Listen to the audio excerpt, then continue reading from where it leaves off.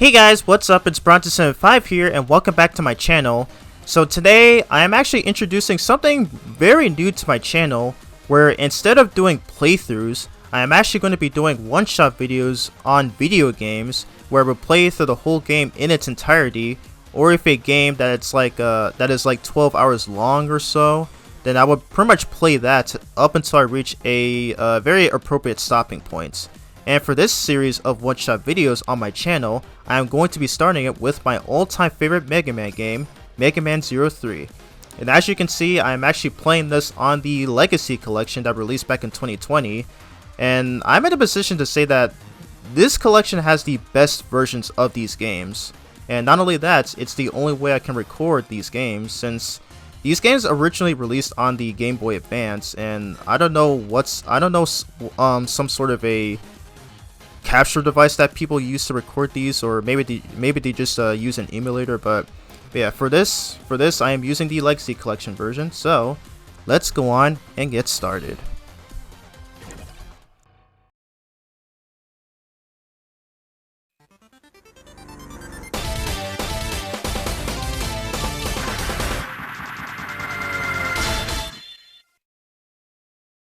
And here it is. This is Mega Man 03, released for the Game Boy Advance. And as I stated earlier, this is my favorite Mega Man game of all time. Like, not only is it my favorite Zero game, and not only is it my favorite Mega Man game, it's also one of my favorite video games of all time. Like, this game is so good. Like, I love this game so much, and you're going to see why. So, alrighty, so let's go on and get started here. And basically, this is recounting the events of Mega Man 02. Well, okay, it's actually recounting the events of Mega Man 1. I cannot talk today, what the heck? This is recounting the events of Mega Man 01 and 2. And yeah. And I do like the fact that this artwork is actually ripped from, okay, well, not ripped from, but taken from 02. So yeah, this is here. This is just here just in case if you didn't play the first two games. And you're probably wondering why I'm not playing 01 and 2. For one reason, I am not very good at those games.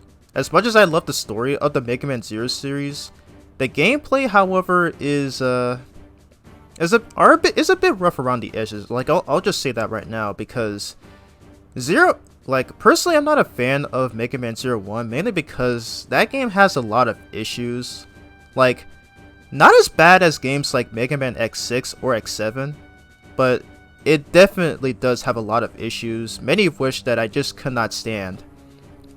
Because like that game had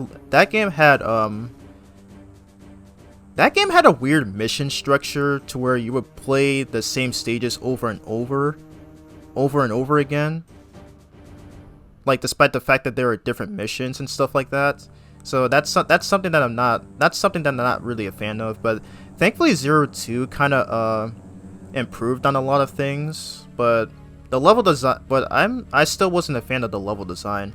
But with this game, they've actually improved on pretty much everything that the first two games had. Because the cool thing about the Zero series is that they have this pretty interesting mechanic called the Cyber Elf system, to where you would actually get Cyber Elves in plenty of stages and stuff like that. However, the problem is that if you use that Cyber Elf, it actually deducts your mission score. So that's kind of what led to using the Cyber Elves in the first two games to be pretty discouraging. But thankfully in this game, it actually improves on that, but we will get into that later. So here we are on the opening cutscene here, where we see Zero along with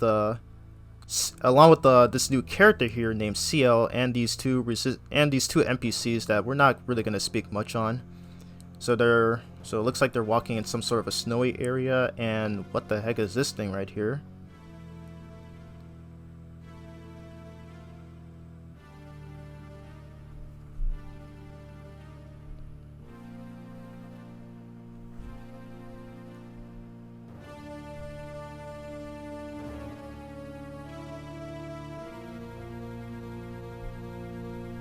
And holy moly, that Looks pretty interesting. Is that some kind of ship? Miss CL, did that huge thing fall from outer space? Yes, but what's more? It's giving out the same energy reading as the Dark Elf, of which there is only one in the whole world. Zero was against the idea, but I just had to find out. What could possibly be going on in there? Neo Arcadia has the area ahead of us cordoned off. What? You guys stay here until I make sure it's safe. Okay, be careful, Zero. And here we are on our first stage of this game. So before we start, Zero at this point, Zero only has two main weapons. So he has the Buster Shot and the Z-Saber. We're gonna have the Z-Saber as our main weapon and have the Buster Shot as our sub-weapon, because the cool thing about these games is that they allow you to customize your controls. So for the main weapon, I'm gonna map it to the square button and have jump as X, obviously. And we're gonna keep the dash as the L1 button, and I'm gonna map the sub weapon to the triangle button, and I'm gonna map it to type C, because personally I'm not a fan of these two types, because for some reason they have you hold two buttons just to use the sub weapon, and for type C you have to like push the triangle button to switch the weapon, so it doesn't really make any sense. So alrighty, I think we should be good to go, so let's go on and do this. Alright, bop, bop, boom. But yeah, I have played this game multiple times over the past 4 years now, ever since I first bought the Legacy Collection. I think it was a couple of months after it released. So yeah, so you're gonna see me plowing through everything around here. Up ahead, that's where the Dark Elf reading is coming from. She knew who I was. Why would the elf who almost destroyed the world know me? Zero, are you there? Maintain radio silence. The enemy is near. Oh, I'm sorry. Get down! Neo Arcadians! Miss CL, look out! Well, that's not good. No! Relax. They won't come to any harm. Harpuya? I'm letting you off the hook this time. But you and those resistance fighters must leave, now. You're letting us off the hook? Scram! I don't have time to mess with you now. So basically that character that we just saw there was Harpuya, and he's one of the well, at least in the first two games, he was one of the bosses, but in this game he's actually a supporting character. But more on that later. Leave the rest of this up to me. I want you all to head back to the resistance base. But Zero. And what was that? I've heard that voice somewhere before. Is it calling me? Oh yeah, this is something that I love about the Zero series, is that depending on the cutscene, they actually show a piece of artwork. I don't know who actually drew those, but I always thought those looked pretty cool. And on the Legacy Collection, they actually have the bonus cards to where you can view where you can actually view the images. But again, more on that later. Boom. So yeah, this is a pretty self-explanatory stage. So there's not a whole lot going on compared to the intro stages of 0, 1, and 2. So yeah, there you go. Boom. Alright, careful. Boom, boom. And bam. There we go. Took no damage whatsoever. And it looks like we're on to our intro boss, which, of course, typical Mega Man fashion, we always have intro bosses. Dang, those guys got destroyed. Now you're asking for it. I'll blast you to pieces. Oof.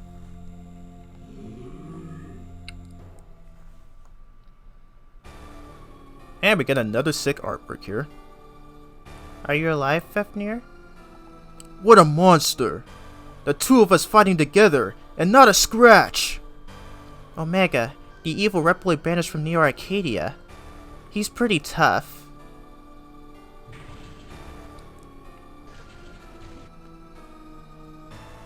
Zero? What the heck are you doing here? What is that thing? That's Omega. His mere existence defies reality. He's strong, but he's not as fun to fight as you are. I don't feel like fighting him, so he's all yours. See you later, Zero. Bah! That Leviathan! Urgh, I can't move! We'll have to finish this another time! Hey, Zero!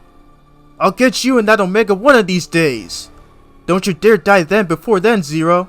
Don't you dare die before then, Zero! I don't know how I messed that up. My apologies.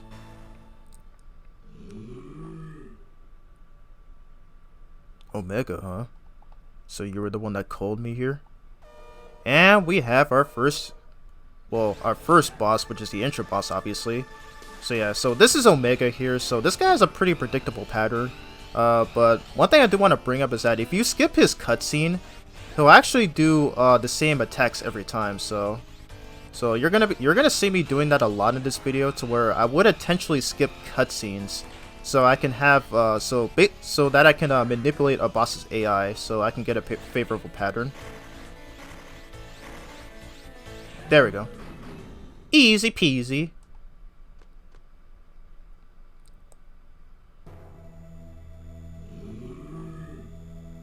Of course. You just don't give up, do you? Oh, wow. Harpuya actually did some damage here. Urgh. So you're Omega. I'm afraid I can't let you leave this place, ever. Time for your destruction.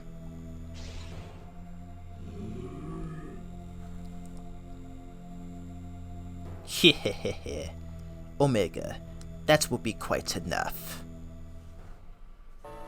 From this day forward, you will fight with this person as a Neo-Arcadian. It's not polite smashing a friend like that. Grrr, Lord Weil. A Neo-Arcadian? Who is this guy?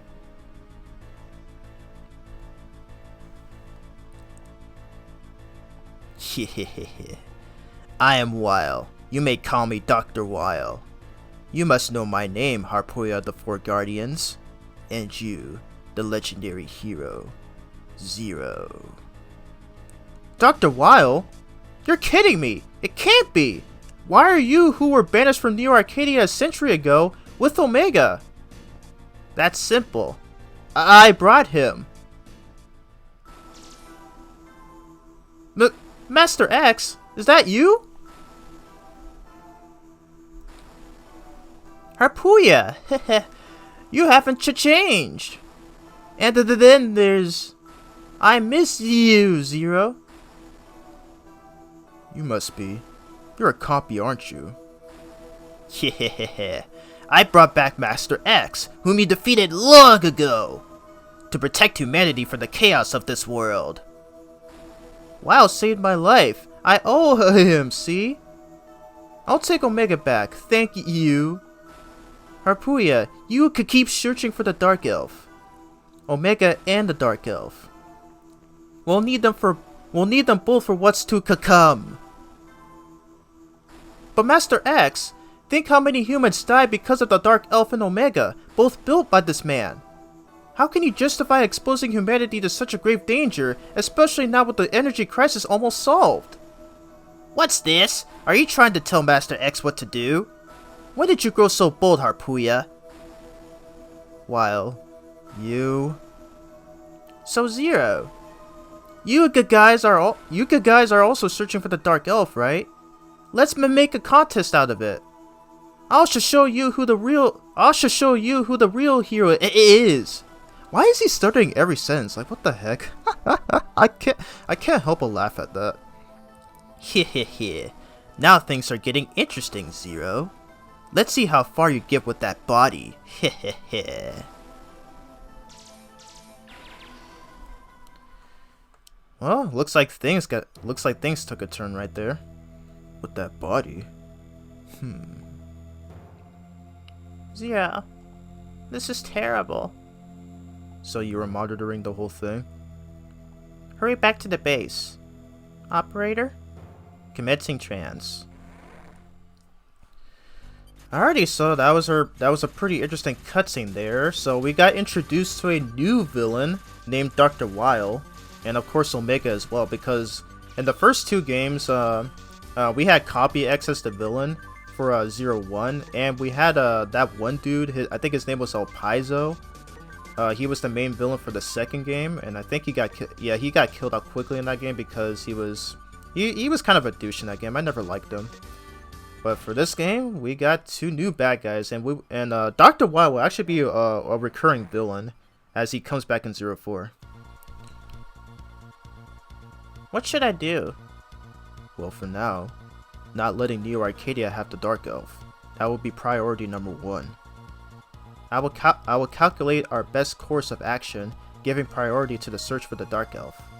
I will report to Miss Seal as soon as the results are in. Miss Seal, please cheer up. Everything's turned out alright before, hasn't it? That's right. We believe in you, Miss Seal, and in Mr. Zero too. Thank you, everyone.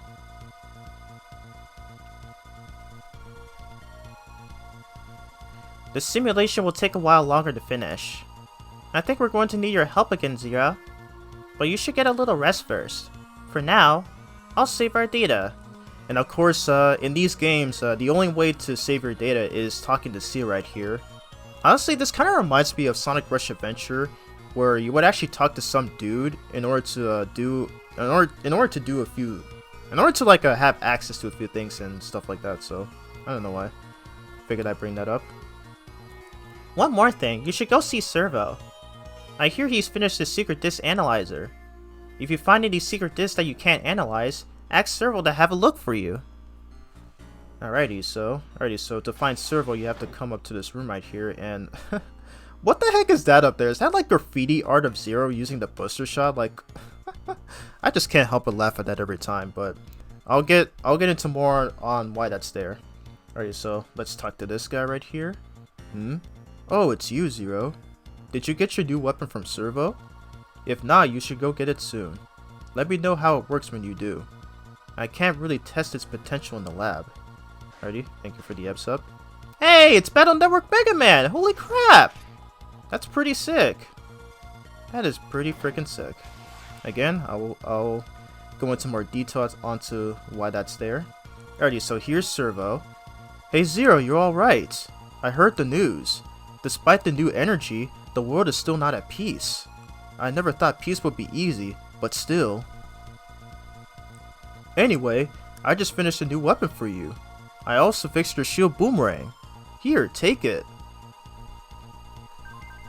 And so we get a new weapon for this game, which is the recoil rod, and I will say though, it is the best sub-weapon in the Zero series. Like, I'm not even kidding. You will see why later on in this video. It is so goddamn broken. And we also got the shield boomerang, which was already a thing in the past two games, but even this one gets a slight buff, as it actually has well, we'll see why later on, but you know, I don't want to like go into more detail like more often. Oh, one more thing about secret disks. Secret disks contain things that you can't decode, right? Well, I can analyze them for you, so stop by any time. You can also talk to me if you ever want to. Take a look at the contents of a disk we've already analyzed. Mr. Zero, please come to the commander's room immediately. Zero, they're asking for you. Yeah, Zero, don't just stand there, just go. This recoil rod looks easy to use. Thanks. The world is too much for Seal to bear alone. Take good care for Zero. Alright, so before we go to that base, we're actually going to go into CL's room where we can find this computer right here. And I love how you can actually see the logo for the first Zero game. That's pretty sick. But yeah, if you actually play the original GBA version of this game, or if you play this on the Wii U's Virtual Console, if you actually have access to this computer, it actually has the Mega Man Battle Network option. I think it's the 4th game if I'm not mistaken. I could be wrong, but because I'm playing the Legacy Collection version, that's not there at all. So the only things we have here are Omega and Dr. Wild. So Omega is a giant Reploid with the same energy signature as the Dark Elf. Some say that Omega was involved in the Elf Wars. The records state that a century ago, Omega was ejected into space. There is no other data available on Omega. And for Dr. Weil used the Dark Elf a century ago, causing the Elf Wars. He was banished from Neo Arcadia. He is a scientist who excels at bringing dead Reploids back to life. And that's pretty much all the information on those 2 characters here. And we have this one right here. Oh, hey Zero. I've been waiting here the whole time for CL. She came in and left right away. This little guy is a bit worn out, so I'd like it fixed. I guess CL must be busy. I wonder where my little Korean Pui went. They are my precious baby elves. Did you know that I could talk to them a little? At first I thought it was just me, and some other baby babble. Zero, please let me know if you find them. Promise me, okay? Yeah, sure. But yeah, basically, that's actually important to this game's plot because we actually do meet these cyber elves named Korean Pri. So yeah, that's pretty interesting foreshadowing right there. Sorry this took so long, Zero. Are you ready? We've simulated our options based on the information at hand. I've had the results prepared in the form of missions. The first 2 are missions to prevent Neo Arcadia from getting the Dark Elf. The other 2 are guerrilla attacks on Neo Arcadia to protect everyone from its threat. Zero, is fighting our only option? I mean, we've developed this new energy. I thought the world would finally be at peace. Do we really have to keep fighting? CL, you're already doing the best you can, and you're not alone. Leave the rest to us. Zero. Mr. Zero, we're ready. You can leave at any time. Alrighty, so now at this point we have access to our main Mavericks in this game, and I gotta say, these are probably the dumbest names you could ever give to any boss characters in the video game. Because in the classic series, you had robot masters that had pretty simple names like Gutsman, Topman, Brightman, and all that stuff. And in the X series, you had like some more unique names like Spark Mantro, Storm Eagle, Blizzard Wolfang, and all that stuff. But for the Zero series, you have names like Blazing Philizard or Childre Aribida. Like it doesn't make any sense. But yeah, pretty much most of my playthroughs of this game, I always take on Devil Bat Shields first because he actually gives us a pretty unique ability after defeating him. So we're gonna do this first. And I say that because starting with 0-2, whenever you defeat a boss, Zero will actually have access to some abilities called the EX skills. And you only earn them if you're at an S rank or an A rank. If you're actually on a B rank or lower, you actually don't earn any EX skills. So it's always best to keep that in mind for first time players actually. So here we are on our first stage right here. So yep, it's a rather pretty simple stage, and I love this music. It is so good. Like While the Zero series' soundtrack is not as good as the X series, this series still has a few bangers. Like 0-1 had some pretty banging soundtracks. I love some of 0-2's. This game especially has like some of the best soundtracks. Actually, I'll just say it's probably the best soundtracks in any Zero game. And personally, and this is probably going to sound like an unpopular opinion, but I'm not really a fan of Mega Man 04's soundtrack because I'm not sure what kind of instruments that they used when composing that game's soundtracks, but it just never clicked with me, so I'm sorry. Anyway, so you saw me earlier that I'm actually using the recoil rod. Basically what this does is that Servo basically gave Zero these Toompa things or whatever they are. And basically, they can actually help out at many instances where you can use them to break blocks, and you can actually use it to send enemies flying. Like, it is that overpowered. But I'll get into more on that later. So here I'm gonna have the shield boomerang be my sub weapon, because here on this mini boss, I have to use it in order to there we go. So I just have to time it perfectly because these bees will actually spawn at random positions. So I'm actually not gonna use the sea saber. I'm not actually gonna use the sea saber to kill them. I'm instead just gonna do that. So yeah, it's pretty simple. And there we go. It's dead. All right, here we go. I will say though, this game does have a lot of mini bosses, so it's always best to keep that in mind. Alrighty, so we're gonna switch back to Buster Shot because it's gonna be useful in these next few instances. I think pretty much for the rest of the stage. Psh, here we go. Boom. Psh. Psh. There we go. So yeah, as long as you know what you're doing, this stage isn't all that bad. Boom. Psh. Okay, close one right there. Psh. God, I love this part. Man, I love this stage. This game has a lot of good stages. Like that's what makes it that's also what makes it my favorite Mega Man that's also what makes it my favorite Mega Man game. Like I'm in a position that this game is I'm in a position to say that this game is better than Mega Man 2. And as much as I love the first 4 Mega Man X games, even they cannot top this game. Like this is a game that I replay more than any other Mega Man game. I am not even joking. Nice. So basically what I just did right there, if you actually hold the because I'm playing the PS4 version, if you actually hold the square button and down at the same time, Zero will actually hold out his saber, and yeah, it's actually infinite until he lands on the ground, and it actually does 1 point of damage. So it's actually useful in many instances. Well, if it isn't a legendary hero, the Mechanolades do all the repairs on their own. So I was just trying to enjoy a little tea break. How dare you disturb my peace and quiet? Where are your manners, Sir Hero? I, Devilbat Schiltz of Wild's Numbers, shall educate you. Wow.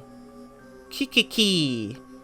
The first lesson a gentleman must learn in refinement is, intruders are to expire without a fuss. And I'm gonna skip the cutscene so that I can get a favorable pattern here, so let's see if I can get it. Alright, so, damage boost, getting a few hits.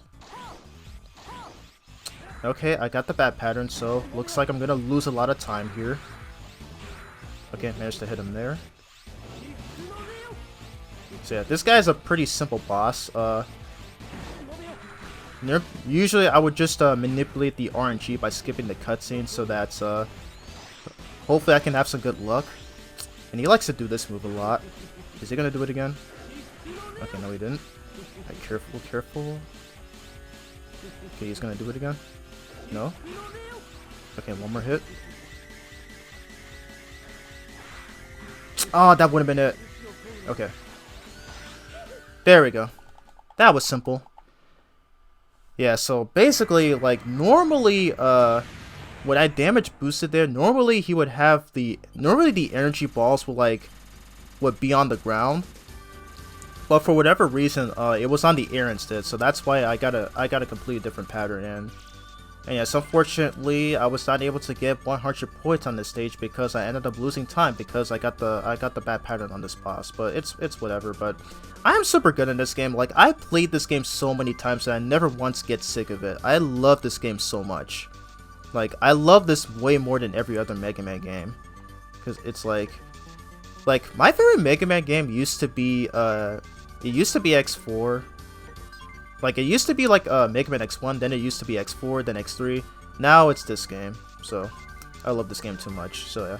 Yes, basically at the end of these stages, so basically throughout these stages, you have these secret discs that are placed in various sections of stages. And we have some unlockable ones that you can actually unlock right here.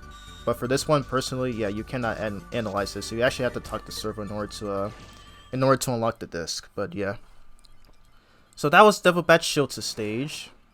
And we have access to our first EX skill, which I forgot to bring up there.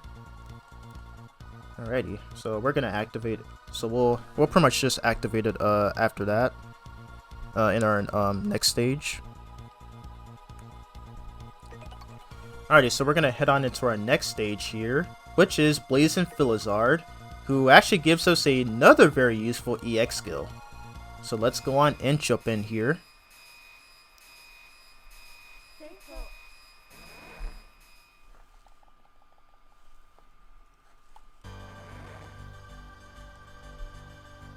Alrighty, so here we are. Yes, I'm not gonna read that dialogue though. I think they give you some useful information, but it's not really worth reading. I just want to get to the stage. Alright, here we go. Boom. Okay, so basically you saw me stop there briefly because those balls coming out of the volcano will actually fall based on Zero's positioning. So basically what I did there is that I actually stopped at that instance just so I can manipulate those volcano balls into falling in a completely different spot so I don't get hit by them. So it's always useful because that's one thing I always do in this game, is that I always manipulate bosses, enemies, and objects so I can have some good luck. So that's pretty much what I did there. So I'm actually switching to the Thunder Chip, and you saw that I switched to the yeah, I played this game so many times. I always do this so fast, but so yeah, we have access to our first EX skill here, which is called the Saber Smash. Press down and slash during fall or slide to skewer foes from below. Yes, and this move actually does a lot of damage. So, and you will see why later on. Okay, so yeah, another thing that you can do with the recoil rod is that if you actually hold down, okay, that was close. If you actually hold down, Zero will actually use it as a pogo stick, and it actually allows him to get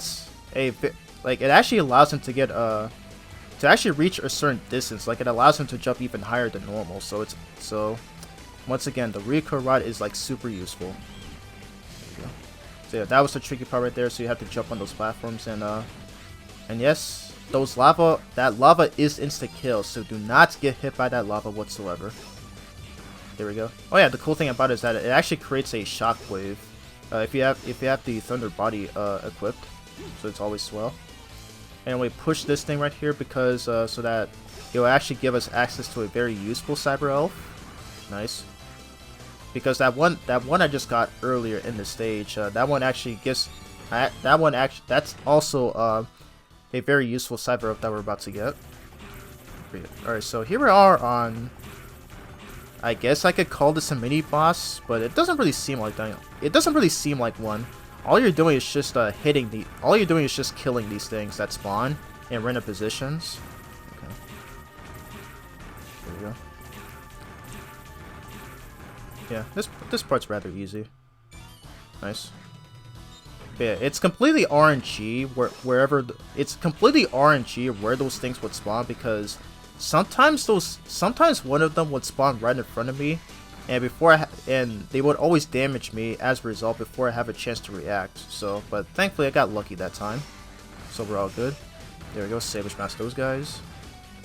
Alrighty, so wall jump up here to get this secret disc, which contains a very useful Cyber Elf, as I mentioned earlier.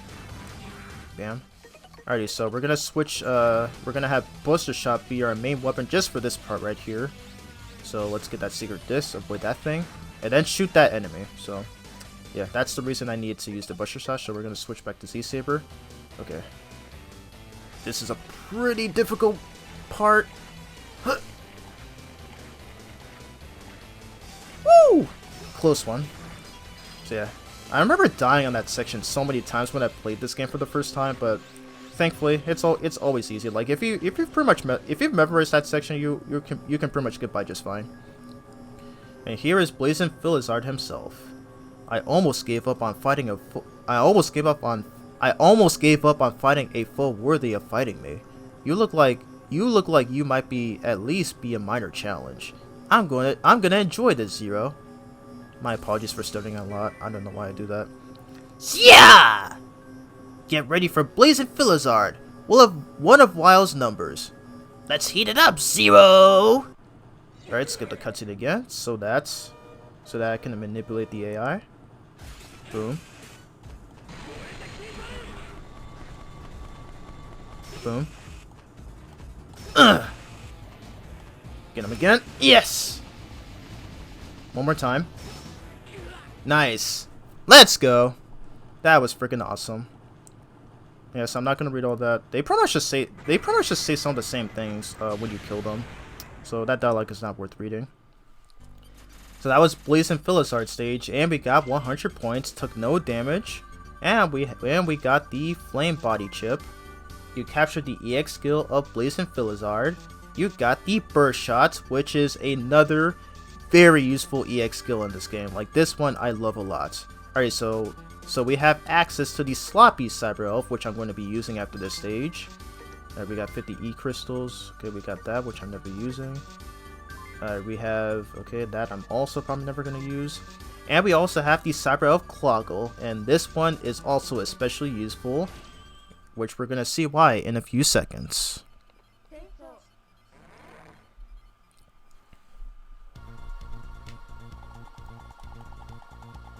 Alrighty, so if you actually go to the elf list, so yeah, as I said, I think at the beginning of this video, so 03, like 01 and 2 have the Cyber Elf system, but this one is vastly better than the first two games, because normally when you use a Cyber Elf, they actually deduct your mission score. Not only that, but they also die. But how this game does it is that you have both fusion and satellite elves, but the cool thing about this is that you can actually upgrade a fusion elf to a cyber elf. So I'm gonna do this with Clogger right here, because there's actually 3 different types. So we have the nurse elves that give you health or like boost your health. You have the animal elves that you know, as it says right here, that boost movement or help attack, and you have the hacker elves that assist with mission data and weapons, and Cloggle is one of them. So right now I have 700 E crystals, which is this game's currency. So I'm gonna pay 200 E crystals so that I can upgrade this to a satellite elf. And if you go here, you can actually equip your satellite elves. Now, even though you can only equip 2 of these at the same time, it's still vastly useful. And the cool thing about this is that they don't deduct your mission score. So yeah, this Cyber Elf is literally perfect. Like, Inti Creates did a great job with this. Like, this is literally the best Cyber Elf system pretty much in the series, and it's such a crime that 04 had to change it. Like, why the heck did they do that? But anyway, so Sloppy, so she scatters life energy, and Cloggle speeds up your weapon charge. So basically, I guess I can show it off here. So yep, we have them here right now. So yeah, basically she just moves left and right across the screen, occasionally dropping some life energy. And what Cloggle does is that he allows Zero to charge up his weapons in like 2 seconds. Let me count.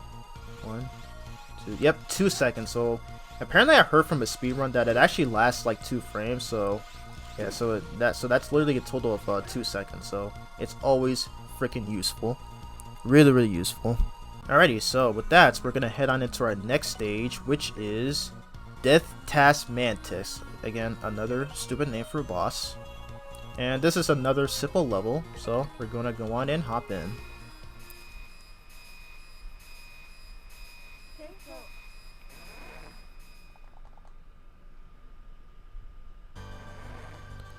Alrighty, so here we are.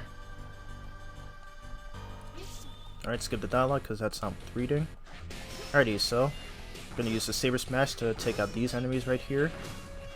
And take out that guy.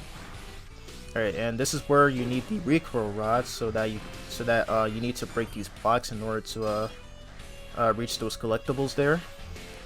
Alright, take him out again. Boom! Man, I love the recoil rod so much. Alright, so for this stage, throughout the stage though, there are a bunch of obstacles that requires the flame body chip to get rid of. So I am going to use that. So this door is placed behind a tree, but we can't have access to it. So the only way to get rid of it is by using our charge shot, so that we can literally disintegrate the tree. Yeah, it's pretty sick. It kind of reminds me of Slash Man stage from Mega Man 7, where you would use where you would use a torch, not torch. I was about to say Torch Man. That guy's from Mega Man 11. You would actually use Turbo Man's weapon to flame the trees and stuff like that. I kind of wonder if they were actually referencing that. So if that's the case, then that's pretty sick. All right, bam. All right, so we got an extra life right there. I hardly ever die in this game because yeah, because the thing you gotta take note in the Zero series is that if you actually die on the stage, you lose 3 points, and if you die once again, you actually lose. There's a chance you can actually lose your S rank, but I'll get into that later. We have a cutscene. Mama, Mama. Hey, Pri, Mama's not here. That's right, Kree. Mama's not here. Hey, Kree, let's look a little farther inside. That's right, Kree. Let's look a little farther inside. Okay, I know those voices I get there are probably awful, but that's the best I can think of. Those must be. Zero, I picked up some baby elf readings on that portable scanner I gave you. They may be the same ones I was studying. Their mother. They must be looking for the Dark Elf. Hey, Zero, can you protect those babies? Alright, I'll find them. Thank you, Zero. So yep, so it looks like those elves that we just saw there are the ones that that NPC was talking about earlier, the one that was in CL's room. And yes, these guys will actually be important to this game's plots, and I really hope we don't fight them as bosses though, because that would be pretty bad. Alrighty. So careful about this part. Nice. Alright, so we have another mini boss coming up, so I'm gonna switch the sub weapon to the shield boomerang. But there is a way I can actually cheese this. So this thing actually comes out of the ground and it shoots a bunch of pellets everywhere.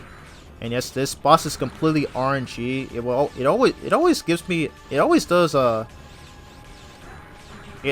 gives me a completely different pattern, no matter if I skip the cutscene or not. So I just hope to pray that I have good luck here. Bam. Bam. Nice. I took that out so easily. That was way too easy. Alright, so moving on here. Alright, so there's actually a sub-tank coming up here. And it actually requires a charged recoil rod. And I need this enemy to give me a favorable pattern. So can we get it? Nope. Okay, that's what I fear. There we go. Okay. I thought that was going to take longer, but thankfully the enemy decided to behave. So we got our first sub-tank, and I honestly never used the sub-tanks in this game because, again, I played this game so many times, I've beaten it so many times. I can pretty much beat this game like a cakewalk, and I'm very good at it, so yeah, that's there, you know, for first-time players, in case if they struggle a lot with this game. Anyway, take out the rest of these enemies. Okay, I thought I was going to miss there. Bam. Alrighty, and for this part, I am going to be equipping the burst shot. So what this does is that it explodes when used with the flame body chip. And I'm going to be using that in this boss, and I forgot to equip the buster shot. Whoops. Alrighty. Here we go. Who are you? You smell like Mama. Who are you? You smell like us. Chica Chica. So these are baby elves? Lord Wyle ordered me to find them. They really are just little elves. Are they useful? Hand over the baby elves.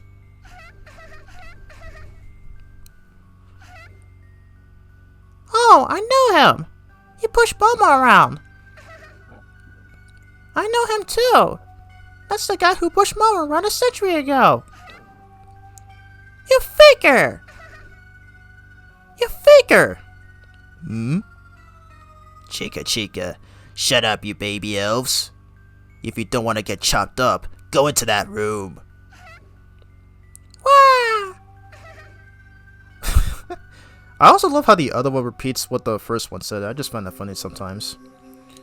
Those two belong to Lord Wyle. You can't have them. I am Death Task Mantix, one of Wild's numbers. Now, time to slice you into ribbons. Again, skip the cutscene. So that's, basically, he pretty much just does the same thing almost every time. So hit him with the burst shot, dodge, hit him again, dodge again, and then hit him again, and then rinse repeat. Oh god, close. Boom.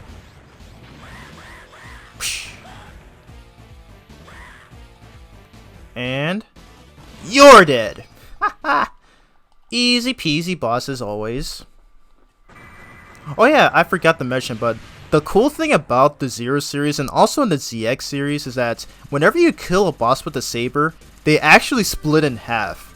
And that will never be one of the more satisfying ways to kill a boss. I like to think that might be a reference to Future Trunks killing Frieza in Dragon Ball Z. And I gotta say though, like, if they did, like, props to them, but still, it's always really cool to see. And thankfully Sonic Frontiers had something like that as well, where you beat one of the Titan bosses in that game. And that one is just as satisfying. So anyway, we just beat Death Tans, and we get another one of my favorite EX skills in this game, which is the 1000 slash. So we'll get into more on that later. So we're gonna get a couple of these. Okay, so we got our first head chip in the game. We got the auto charge chip. Alright, so we got that, got that. Oh, okay, we got a useful cyber that we're gonna be using later on in this game. Who are you, mister? I've seen you somewhere before. Who are you, mister? I've seen him somewhere before, too. My name is Weil. I'm the one who made your mother, the Dark Elf. You might think of me as your grandpa. Pre, did you hear that? He's our grandpa. I heard, Kree. He's our grandpa. I'm looking for the Dark Elf too. I need your help. You should come with me to Neo Arcadia. I'll give you new powers and a new body. Okay, let's go, Kree. Okay, let's go, Kree. Wait. Wow, really? Okay. Cowards. Darn. CO, can you follow the readings? I'm sorry, Zero. That won't be possible with your scanner. Mr. Zero, please return to the base. Commencing transfer. Alrighty, well, looks like our luck has run out right there. We literally had them right where we want them, but of course Wild manages to get away with them. Because of course he can. Alright, so before we move on, we are actually going to be taking a detour around this resistance base. So, let's go on and talk to this guy again. The recoil rod is strongest when charged. It incorporates features from triple and chain rods. It will require some effort to master it. And as a guy who's played this game multiple times, I know how to master the recoil rod. Anyway. So let's talk to Zervo again. Oh, Zero. Sorry I couldn't fix up your weapons in time. Since there haven't been any attacks from Neo Arcadia, I thought I'd just upgrade your weapons instead. But it ended up taking more time than I expected. Sorry about that. But I was able to make some pretty good improvements to your weapons. By the way, about your recoil rod. Do you want to know how to use it? Sure do. I see. The recoil rod can blast enemies with a charge, and you can also aim down and shoot. To fly up into the air, which I actually brought up previously. Certain barriers can only be destroyed with the charge attack, so don't hesitate to give it a try. Deutz and I spent a month putting it together for you, so use it well. Of course, the trick with new weapons is to give them a try and get used to them. He's not wrong there. I got so caught up in making your weapons that I worked for 10 days without any E-crystals and almost ended up shutting down. Ha ha ha. Oh yes, I have something to give you. It's no use to me anyway, so have this disc. Why thank you, my good sir. So that's the 90-second one. So yeah. So when talking to Servo, you can actually view the contents of every secret disc that we found so far. And I'm not gonna bother reading these. These are pretty much just files on stuff that are actually important to this game's story. So we'll get into more on that later. Alright, so yep, these we already have many of these unlocked as we beat the stages. And we have this one, which is called a tune, I think. I think this is the one that gives you an aim rig on the stage, if I'm not mistaken. So yeah, I guess that's pretty useful for first-time players. And now we have secret disc of characters. First off, we have Omega. This Reploid has hold on, what? This Reploid has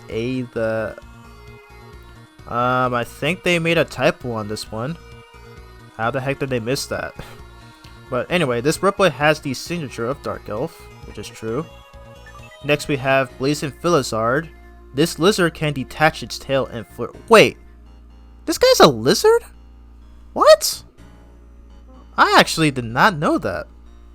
Well, that's something you learn every day. Anyway, we have Devil Bat Shields. Attacks with small bat drones from his cape. We did see that during that boss. Deathlog, mechanoid made from old parts. But yeah, I'm not gonna read all these, so yeah, these are pretty much just enemies that we've been seeing so far in the game that we got secret discs from. So yeah, I believe 04 did this as well, and I think the two CX games had this kind of feature as well, where you review bios of characters, bosses, enemies, and all that stuff. So it's pretty nice. Alrighty, we'll grab that secret disc and we'll pretty much just view it later on in this video. Alright, so if you actually go to the left here, there's actually some more rooms in the resistance base, so we're gonna head in here and talk to this nurse right here. The lull in the text from Neo Arcadia had me optimistic, but it seems they're on the move. I just hope they don't come here. For my job, the quieter things are, the better. Ah yes, if you have some time, do visit old Andrew. Let's see, I think he's on the 3rd floor. Oh, speaking of Andrew, I just remembered. This disc belongs to old Andrew, but since he's no good with machines, you should just go ahead and take it. Why, thank you. And we're gonna grab that secret disc there as well. Anyway, let's keep on going on here. But yeah, the thing I love about this game though is that I don't know if the Mega Man Legends games did this as well, but I do love the fact that that the Zero series, all 4 games, have a hub world. So it's pretty cool to like fool around, like it's really cool to like fool around like in an area and stuff, especially in a 2D game, because that's something that I liked about Sonic Advance 3. Like when I first played that when I was a kid, because I just love. It's always so fun to like fool around in areas and stuff, and you can pretty much just practice movesets and stuff. I will say that though, that I do, I'm not sure if everybody's agreed on this, but I kind of prefer hub worlds in 3D games. Because I don't know, like there's more like there's like more room to like roam around and stuff like that. So, hey there, Zero. Have you heard? The appearance of Omega, who has the same signature as the Dark Elf, has caused a rift in our world. The rift is called cyberspace. A mysterious doorway connects it to the real world. Inside cyberspace, Cyberself's ability auto-activates. Oh yes, about cyberspace. Want to know more? Yes, I do. Then let me explain. Some elves activate when you go into cyberspace, but not all elves do. Only elves with the A mark on the lower left of the icon activate. They activate even when not grown, and they also don't die. There are also no penalties for using elves. But when you enter cyberspace, you lose 5 mission points. Also in cyberspace, you get no secret disc from foes. And you can't fight bosses while still fight bosses while still inside. So yep, that's actually a very useful information right there. Okay, you already told me that. Thank you. I don't know why I pushed up again. But yeah, that's actually very useful, and I'm actually glad that the developers actually incorporated that to basically like give players tips on the game and stuff. So yeah, basically like so in those stages though, you actually saw those blue doors. Basically, if you actually go inside those doors, they actually make this stage slightly easier, and as that person said earlier, if you all of your fusion elves will pretty much act as satellite elves, and they pretty much just give you pretty much every effect. But I never go into those because, you know, as stated earlier, they actually deduct your scores. So unless you are a first-time player, I do not recommend going in those doors. I do not recommend going into those doors because they're not really that useful, because I'm already good enough at this game. I don't really use it, but there's only one exception though, and I'm only going to be using a cyberspace area in one stage. So that's something that will be brought up later on. Alrighty, so we have this cyber elf here, and I wonder what this could be. This elf has a sadness to it, like it's calling to me from inside cyberspace. Remember this because it will be important later.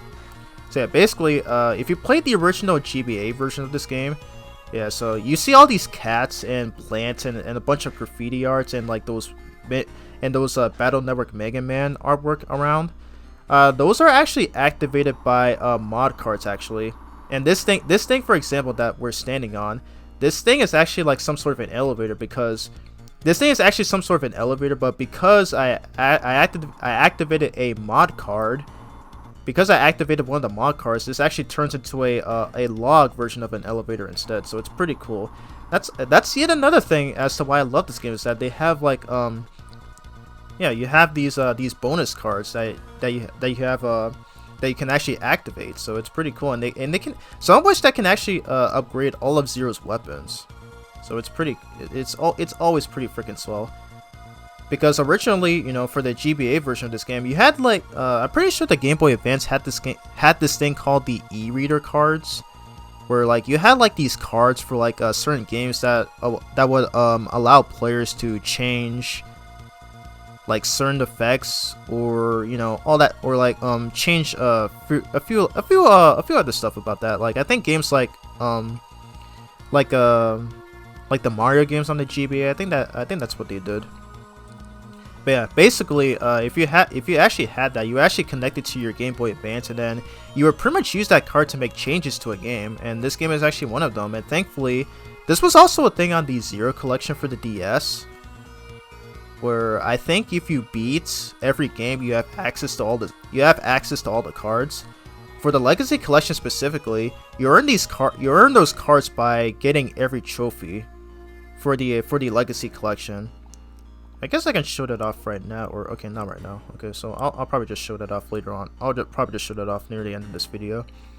But yeah, you earn those cards by earning trophies, and thankfully I did platinum this game, and the trophies were really hard to hunt down. Some of which were really frustrating, like the Mega Man ZX Advent trophies, but still though, they were a pretty neat reward, and I'm actually glad though, because I have access to pretty much all of Zero 3's cards, and I'm allowed to make a lot of customizations to this game whenever I want. So it's pretty swell. Anyway, so we're gonna talk to these NPCs right here, and yep, this is another thing that you can actually activate from the mod cards, is that they actually place the NPCs in all of these rooms, which is not a thing you can do in the original GBA version unless you have the e-reader card. For e-reader device rather. And yeah, and these guys will actually give you e-crystals. So it's pretty cool. Like, seriously, this game, man, like, I love this game. Like, it has so many things that I can't imagine every other Mega Man game can't really do at this point. Like again, like you didn't really have this stuff.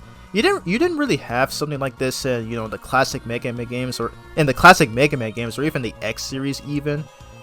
But like this game though, it's like this game is just has a lot of things that just makes it so freaking great. Like, I love this game so freaking much, man.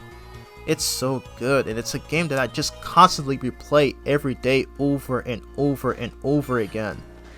Man, it's so good. And yeah, this is the only game of the Zero series that uses the e-reader, the e-reader thingy majig, whatever, because the, like, you know, 0, 1, 2 and even 4 don't have that, so it's really cool that they did it for this game. Because, you know, of course, if you played the original GBA version, or if you played this on an emulator or on the Wii U's Virtual Console, you're not going to see all of this. So it's pretty cool that Capcom decided to add this for the Legacy Collection. So it's always swell. Alrighty, so we're gonna talk to this guy right here. Hiya, Zero. It's been 2 months since Mr. El Paiso left here. I wonder when I'll be promoted to a commander. I don't think there is a more qualified successor. If that weren't possible, I might be an operator instead. Busy, busy, busy. I think I've worked the hardest of everyone here at the base. Zero, when you see everyone, tell them how hard I work. Yeah, dude, sure I will. Alrighty, so come in here. We have another secret disc, another Battle Network, another Mega Man Battle Network art right there. Alrighty, and talk to this guy, which is also an e-reader mod card. Mr. Zero, this big room doesn't get any use at all. I was just cleaning up that locker, and inside it I found some e-crystals. Then I noticed that it's Haibo's locker. I don't know how to pronounce that name. I hear he's on a diet, so he won't be needing these. Here, Mr. Zero. Thank you so much. Alrighty, so let's go down here. Well, I'm not actually gonna go over there. I'll actually do that after the next few stages. Alright, let's talk to this little boy right here. Nice to meet you. My name is Paraquiet. Oh, it's Mr. Zero. Sorry about that. I have poor vision. But that aside, Miss Seal's research is just incredible. Incomplete as it is, I think that the miracle of undying cyber elves shows the fruits of her labor. About cyber elves, want to know more? Sure. Miss Seal's research says that there are 2 types of elves. Fusion elves and satellite elves. Fusion elves perish as it has always been. For example, when an elf turns into a sub-tank or destroys enemy units. Then there's the newer type, the satellite elves. These elves can be equipped and removed freely and they won't perish, but you can only equip 2 at a time. 1 each in Satellite 1 and Satellite 2. There is no penalty for using satellite elves. Some fusion elves can be upgraded to satellites. And yep, that is another useful tip for the player, especially for a first-time player. So yep, this just goes to show that this game has the best cyber elf system in any Mega Man Zero game. And once again, it's a crime that this got changed completely in 04, where in that game you only have 1 cyber elf. I believe it's like the cyber elf that Alouette. It's only one cyber elf that Alouette gives Zero. So yeah, that's the person who we just spoke to early on in this game, who was talking about Pre and Cree earlier. But yeah, I'm just not a fan of that game's cyber elf system. I'm sorry, but yeah, I mean 04 has a lot of problems though, but I'm not calling it a bad game per se or anything. It's just, you know, it's not a game that I'd often revisit, you know. Although I think I've maybe revisited more than 01, but I don't know. I'll have to replay it again just to see. Alrighty, so talk to this guy here. I just can't stand work. My job is to watch the harbor all day, every day. Heh, just kidding. If that Haibu heard me say that, he should be mad. Oh hey, I found this disc underneath this load. Do you want it? Sure. Well, you're not expecting to get it for free, are you? Let me think. Alright, you can have it if you answer my question. Do you know that small reptile down the hall? The one that carries a book with him wherever he goes. Answer me this. What's his name? Paraquiet, obviously. So you knew. Very well then. Here, take it as I promise. Thank you very much. We got the 175th secret disc. And this is yet another thing that you're not going to see if you played the original GBA version or on the Wii U Virtual Console or on an emulator. We have these fish jumping up from the sea at the end of this resistance base, and you can actually shoot them, funnily enough, but you can actually earn a E crystal if you actually shoot a bunch of them. So we're gonna keep shooting a bunch of them, and there we go. We got it right there. And now we have a total of, I think, over 1,000 E-crystals. That's insane. Really, really insane. Alrighty, so we're done with all that. So now we are ready to move on here. Yeah, this is something I love. This is something that I love doing in... Oh, okay, I forgot to comment on this. What's this? It has a warm light, but there's a sadness to it. Almost as if it remembers its space. Gee, I wonder who that could be. And again, that's another mod card that I activated, so that's why that's there. But anyway, so we're gonna switch. We're gonna have the Recro Rod be our sub weapon, and we are going to equip the 1000/ repeatedly used rod for multi attack. Basically, what you do, to perform this move, you just mash the triangle button. Oh my god, that's so funny every time. I just love the way he goes as he does the move. It's pretty funny. Anyway, so let's move on here. So yeah, the reason I decided to take a detour is that, yeah, because if you actually complete this stage, you won't have access to like every disc. Like if you go into that nurse's room, so yeah, it's always best to save this for last. So let's go on and hop in.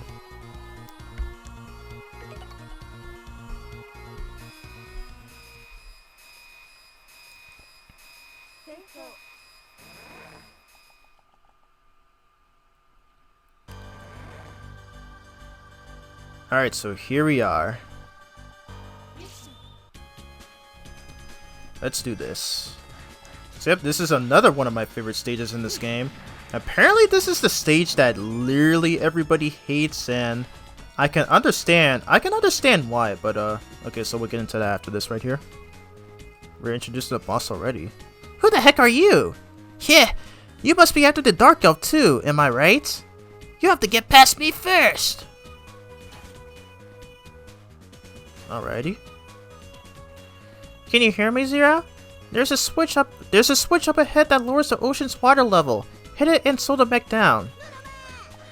But yeah, as I was saying though, so this is the stage that literally everybody hates, and I guess I can understand why, because I think it's only in the first section. It's only in this first section of the stage in which there are a lot of spikes. But you know, I've played the stage so many times. I've memorized everything, so I can do just fine. So there's no need to worry about it. Now I'm actually glad they decided to put this stage in the Z Chasha mode in this collection, because it's actually a rather fun stage to go through. Like if you're familiar with everything around here. So I don't think it's as bad as everyone says it is. Okay, so taking all these enemies. So basically, so for the mission for this stage is that you actually have to press those switches to lower the ocean's water level. So as Seal told us earlier. So yeah, because if you actually don't hit any of those switches, you will not get any points. So be sure to keep that in mind. So there we go. We just seriously, I made that stage look easy, but yeah, I could see why a lot of first-time players would have a lot of trouble on this stage. Anyway, what's happening here? Stop it!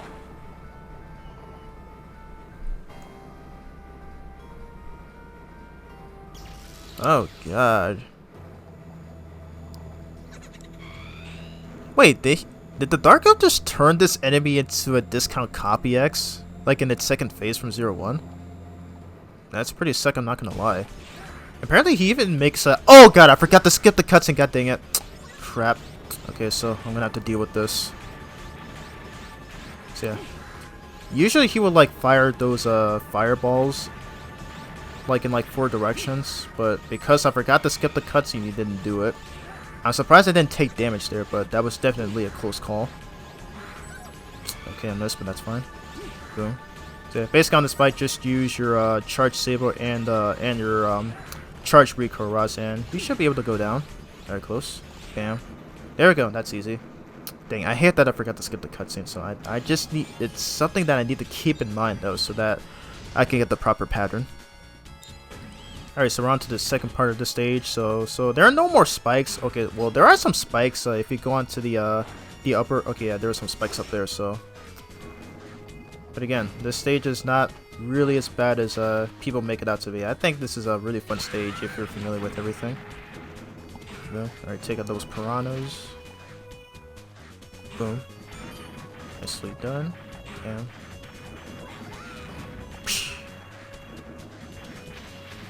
Alright, so it looks like we hit all the switches there, so we should be good to go. And there we go. I used the Saber Smash to slice that enemy in half, and we have our first uses of the 1000 slash move. So it's always swell. Alrighty, and here we're on to the boss. What a pain you are. I thought you'd be easier to scare off than that. No more games. Anchochi Eribeta, one of Wild's numbers. I'll see that smug face of yours frozen with fear. Let's skip the cutscene so I can get a favorable pattern. Alright, so quick edits. So, due to my computer cutting off the commentary audio, I have to redo this whole boss fight all over again, so that's great. Alright, so let's see if we can get the same pattern as before. Alright, so hit him with charge shot, hit him with the 1000 slash, dodge the missiles. There we go, and rinse and repeat. Okay, he's gonna do that. And BAM! He is done. So yeah, pretty simple. Alrighty, so I gotta make sure my computer does not cut the audio. Because the annoying thing about this though is that I'm using an old MacBook to record these games. Like for my I'm using my old laptop to use the capture card to record these games, and you know there's a chance that there's so many annoying instances where you know stuff can happen, so it sucks. But so yeah, basically if you're wondering why I have 100 points, it's because I actually had to restart a whole new game to where I had to pretty much where I had to do everything all over again. So it was a bit tedious, but hopefully I don't have to do this all over again. Alright, so by beating Childre, we get the Ice Body chip, and we also capture the EX skill, which is the Throw Blade, which is an also very useful EX skill. Alrighty, so we got so it looks like we got another chip. We got the Splash Body chip, and just we just got these, but we're never going to use them. Alrighty.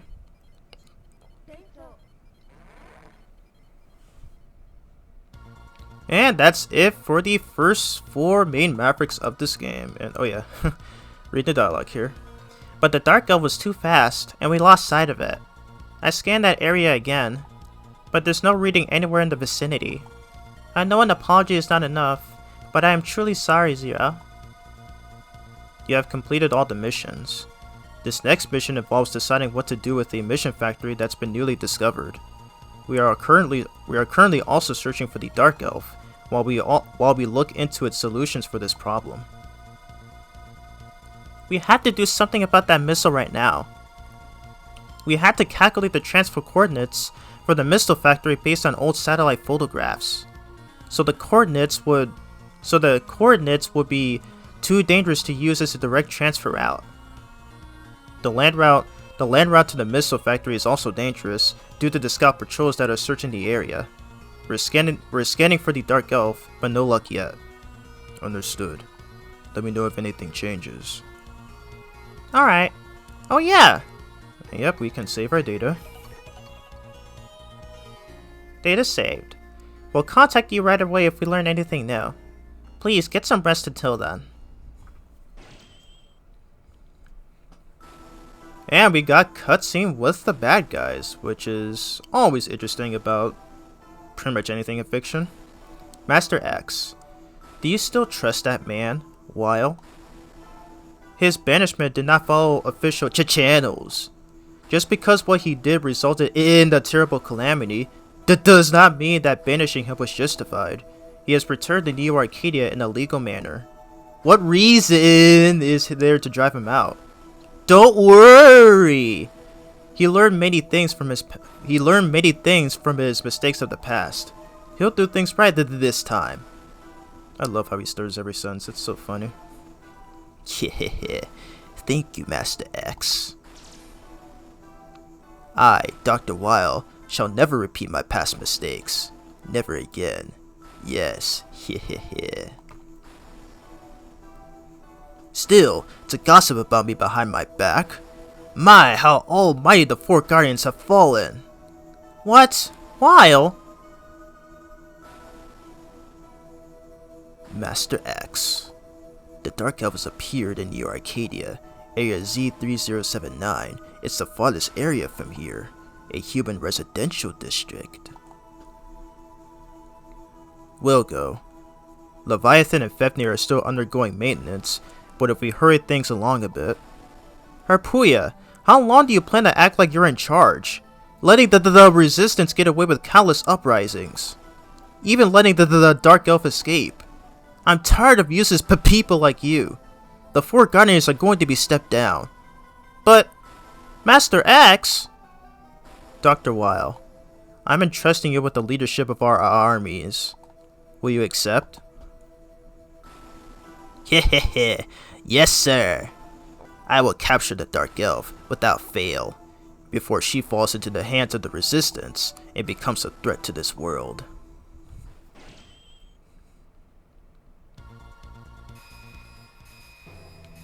Preparations have begun for the launch of the missile.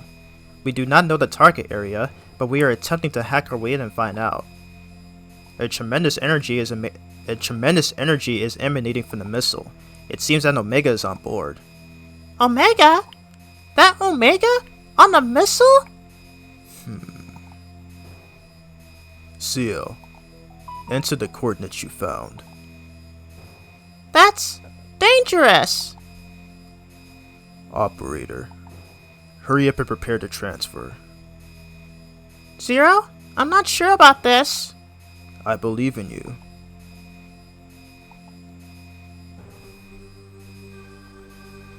Okay. Enter the data. Please transfer him. Understood. Commencing transfer preparations. Transfer. Zero. You made it! What a relief! Have you determined the missile's target? The target is Area Z 3079. What? That's a human residential district! Wait, that's not all. The Dark Elf is there too! So he's trying to jump right in and take the Dark Elf. Understood.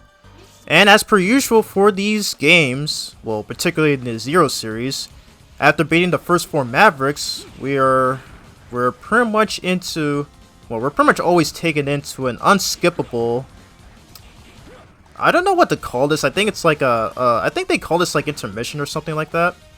So yeah, basically we just have to go through, we have to go through this stage right here to where, according to that cutscene there, to where Copy X and Dr. Weil plan on taking down the human residential district that's located in Neo Arcadia. I think that's what it is. But yeah, right, here we go.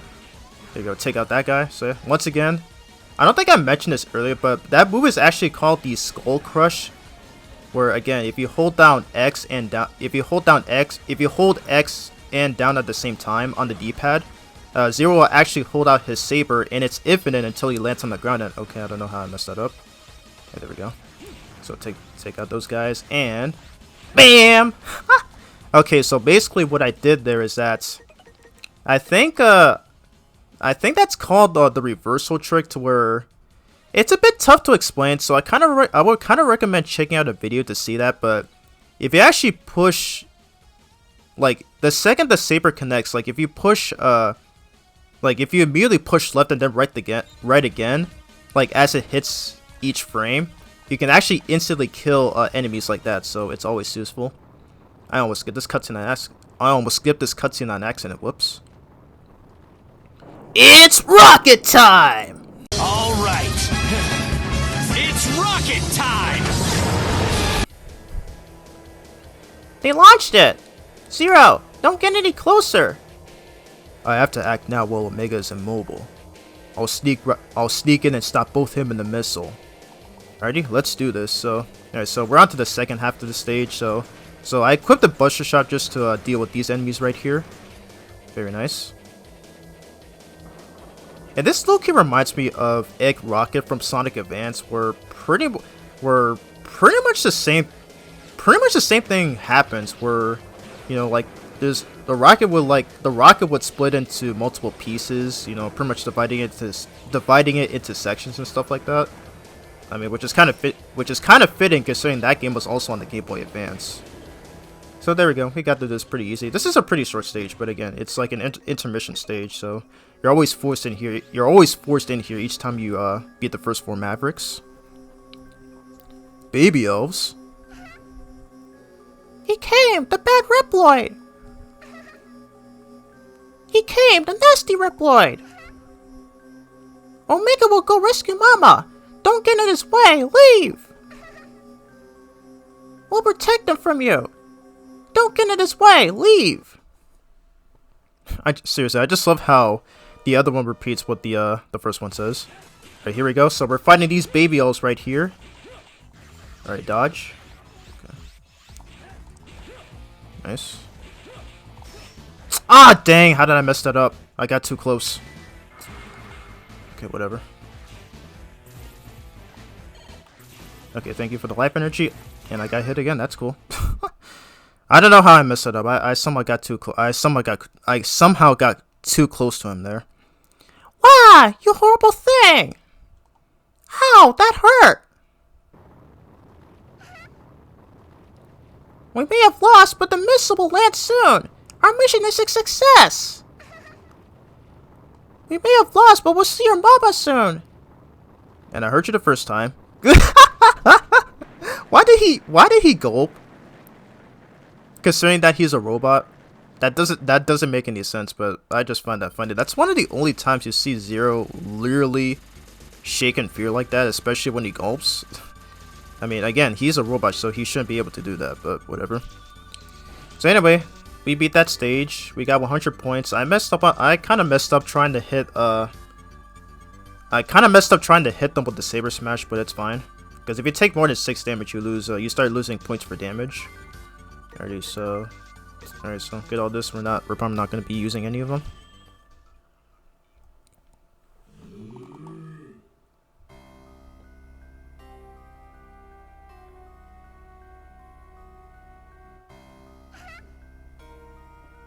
Yay, mama! Yay, mama!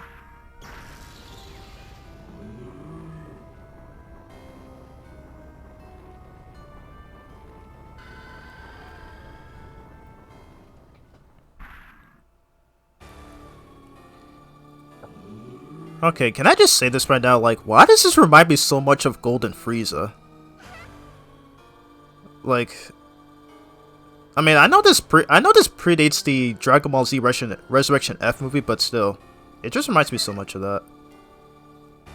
Yeah, can you beat up that fake replay for us?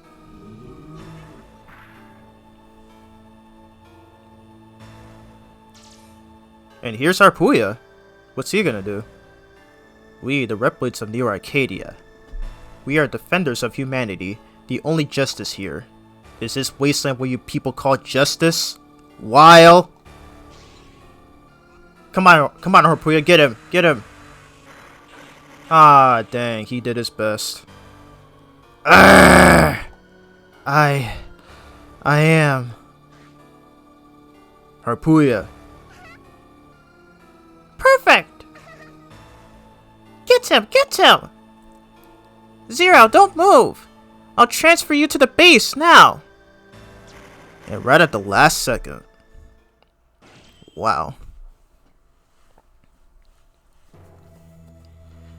Zero, I'm so happy that you're safe. Please, never do anything as crazy as that again. I'll think about it. Appropriate response. By the way, how is Harpuya? Servo took him to the maintenance room. He wasn't hurt very badly, but he'll have to rest and recuperate for a while. Things really have gone terrible. The operators will collect as much info as possible. Analyzing all of the information will take a while. Try to get some rest until then. I'm alright. Then, at least, I'll save our data. Sure thing. Data saved. I still don't understand how Neo Arcadia could fire a missile into an area where humans live, even to obtain the Dark Elf.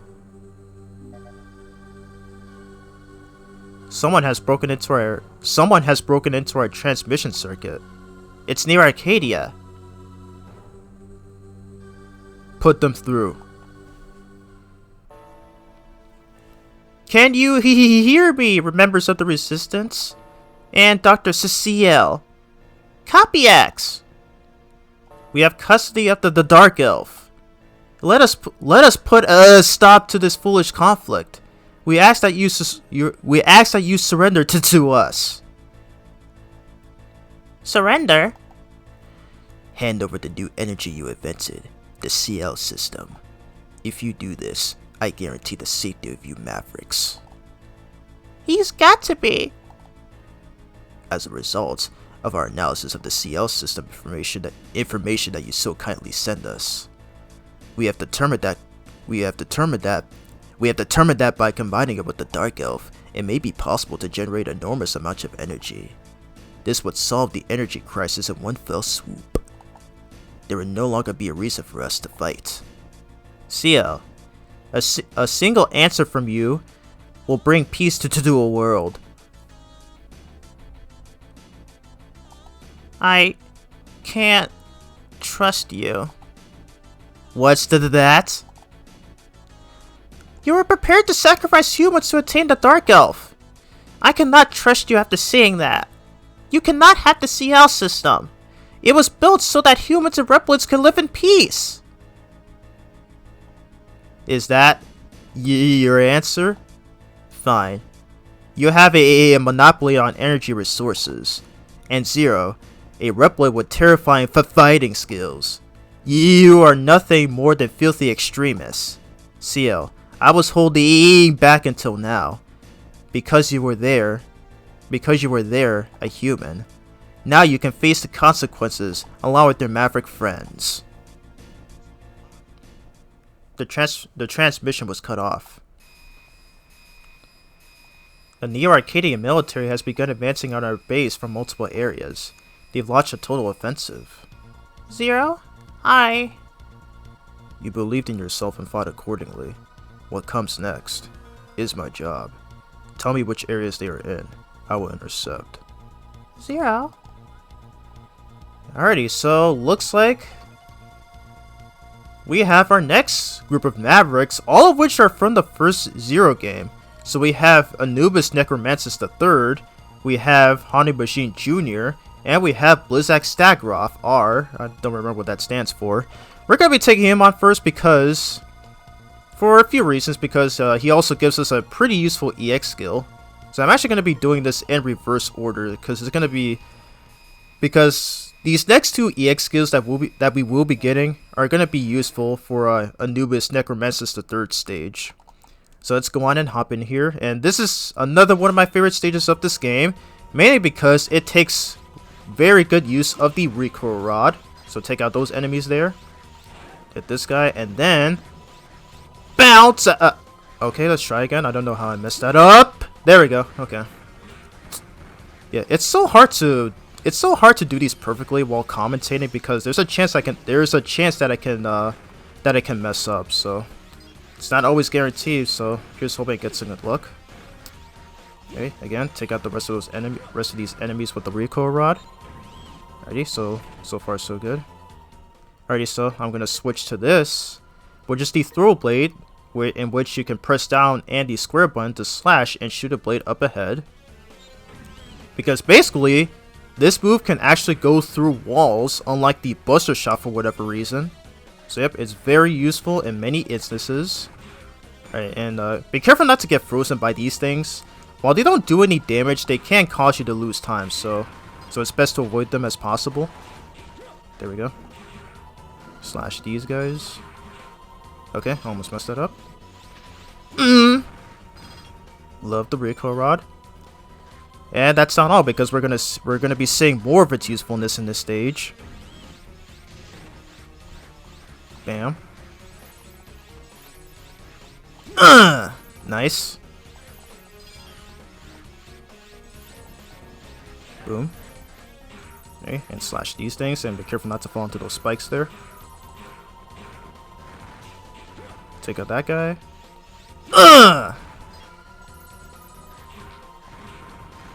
This stage has a good soundtrack though. It's one of my favorites in this game. Like, I've said this before and I'll say it again, like, I love 03 soundtrack. I have to say it's probably one of the best ones in Oh! How did I mess that up? God dang it, man. This is what I get for talking so much there. Okay, I gotta concentrate here. There we go. Okay, I don't know how I fell off there. That was my fault. Alrighty, so here we are onto this next boss here.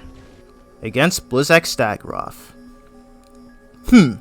I am impressed you made it to this base. Still, I cannot dishonor Lord Weil, the man who brought me back. I'll just have to freeze you now. Alrighty. Let's see if I can get this off. Damage boost. Nice. Oh yeah, let's go. First try too. So yeah, basically what I did there is that, again, it's another boss where I needed to damage boost to get in a few hits. And then on that last part, when he's down at that health, he'll either do one of two attacks. So he will either jump and throw snowballs, or he will just fire another blizzard arrow. Both of which are pretty easy to dodge, and thankfully I can actually kill him pretty easily if he does one of those attacks. So yeah, no matter what, I always get good luck in this fight. Alrighty, so we got another EX skill, which is the Blizzard Arrow, which another one of my favorites in this game. Alrighty, got 100 E crystals out of that. Okay, what do we get? Okay, we got another Cyber Elf. Yeah, not gonna be using any of these.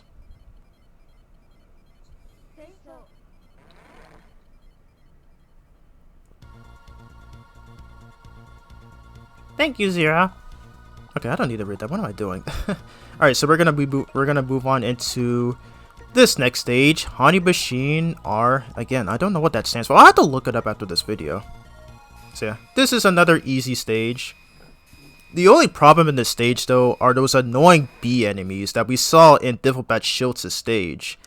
Because these enemies are really hard to hit sometimes because they always move around.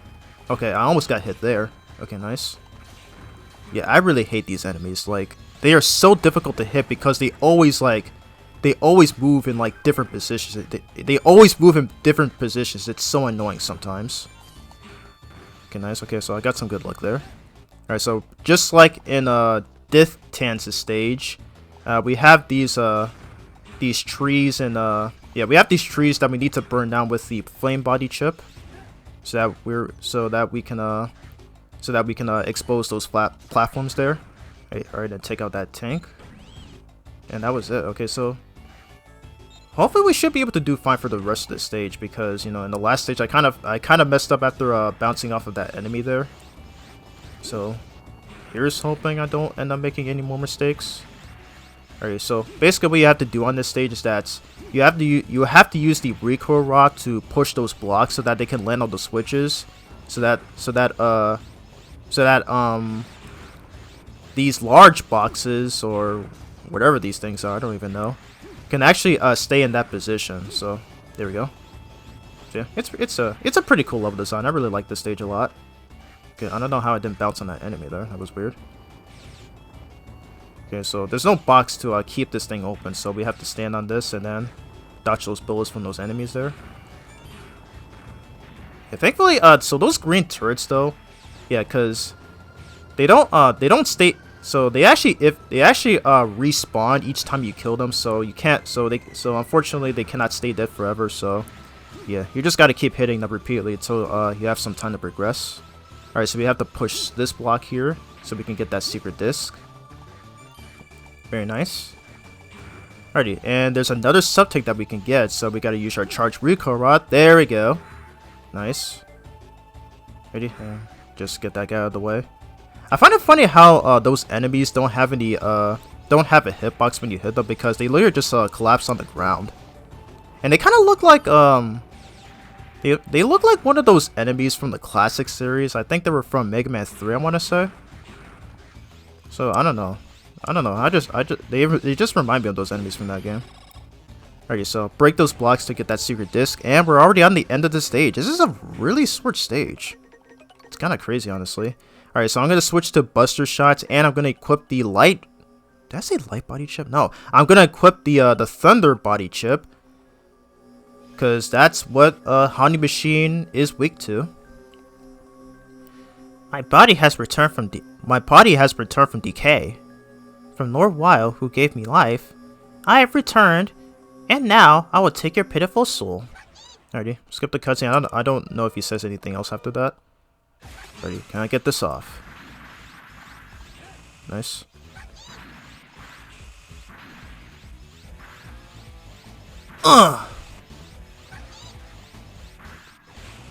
Yes.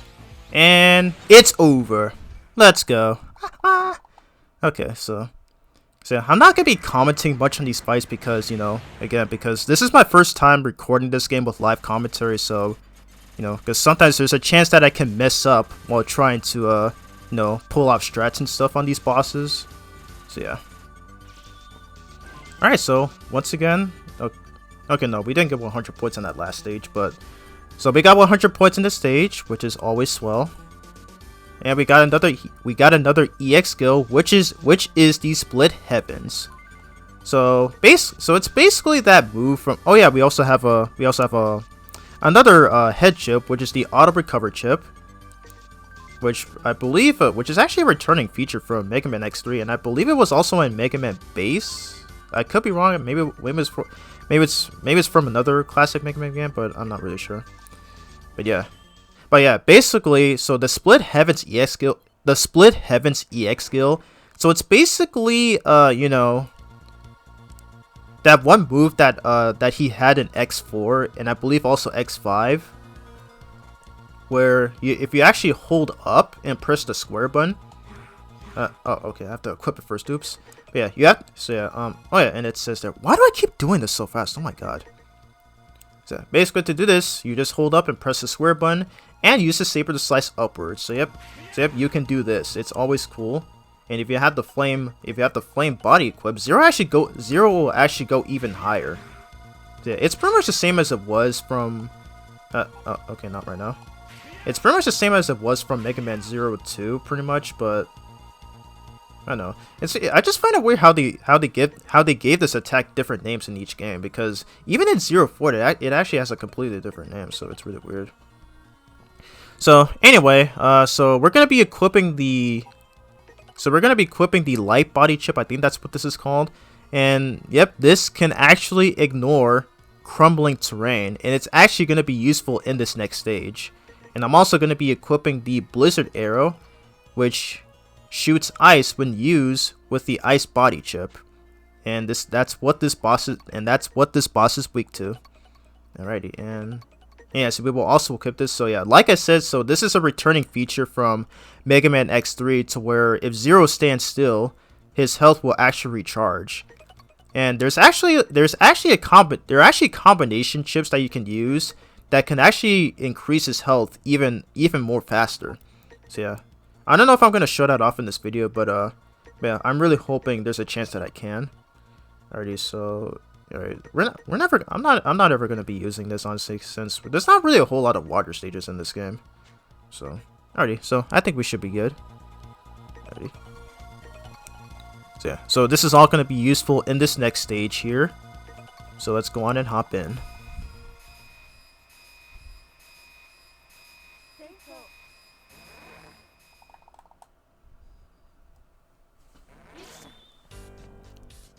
Okay, so here we are on this stage. Boom. Again, gotta concentrate. Psh. Nicely done. Yeah. So yeah, basically the thing is about these shrimp enemies is that I always manipulate these guys into coming out at the right spot so I can easily kill them with the saber before they have a chance to attack. Yep, there we go. I love doing that so much. Yeah, because each time on my runs on this stage, I always know where those guys are going to spawn. So yeah, you can take them out pretty easily. So it can be kind of bad if you miss, and you can end up getting hit by their snowball attack. But thankfully, I took care of them pretty easily. All right, coming up is another mini boss. And normally I would use the recoil route to bounce to this thing, but I'm not going to do that because I know I'm going to fail it. Because I'm recording. Bad things tend to happen. Okay, so alright, so the annoying thing about this fight are these annoying purple enemies that always spawn like every few seconds, and they are especially when they get in the way of your attacks, and it can be rather cumbersome at times. So it's something you all got to keep in mind. Okay, so I'm trying to see if I can hit him with the split heavens and the saber smash combo. Okay, thank God I didn't get hit there. Well, dang it! Oh my God, I hate those things, man. Why did they put these things here? They are so annoying. Okay, there we go. Seriously, I love that so much. Alrighty, so that's it for that mini boss. Alright, unfortunately I took a hit there, but that's fine. I say that as I get hit again. What? Oh my God. Why am I so stupid sometimes? So, anyway, so here on the rest of the stage, so don't even try dashing because, you know, as you saw there, I ended up getting hit by that purple enemy. So, oh yeah, the cool thing about this stage is that you can actually do that. You can literally send that Pantheon flying into that helicopter, and it pretty much just one-shot it. It is so satisfying. I love that so much. And I think we're about to see it again later on. Okay. So again, don't try dashing here because, you know, those guys will always spawn at pretty much at the same position. So, alright, so we're gonna do this again. I love that, man. I love the Did I not already? I cannot stress enough how much I love the recoil rod. Man, is this thing so useful. Alrighty, so we're coming up on the boss here. So we're gonna switch to the Buster Shot and the Ice Body chip. Alright, so we already have them equipped. And here he is.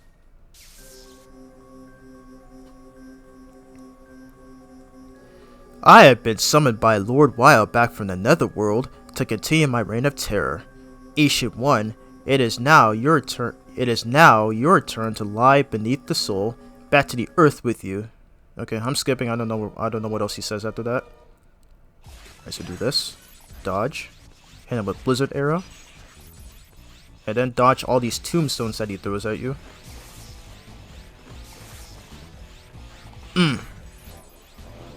Bam.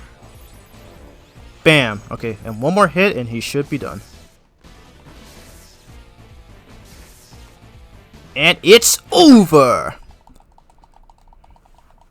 Man.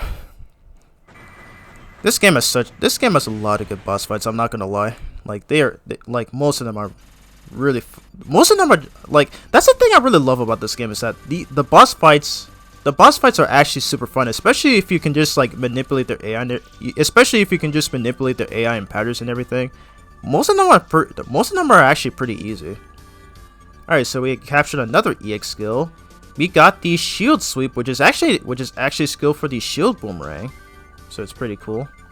Alrighty, and we'll just get all this because I should have stated this in the beginning of this video, but yeah, this is not going to be a 100% playthrough.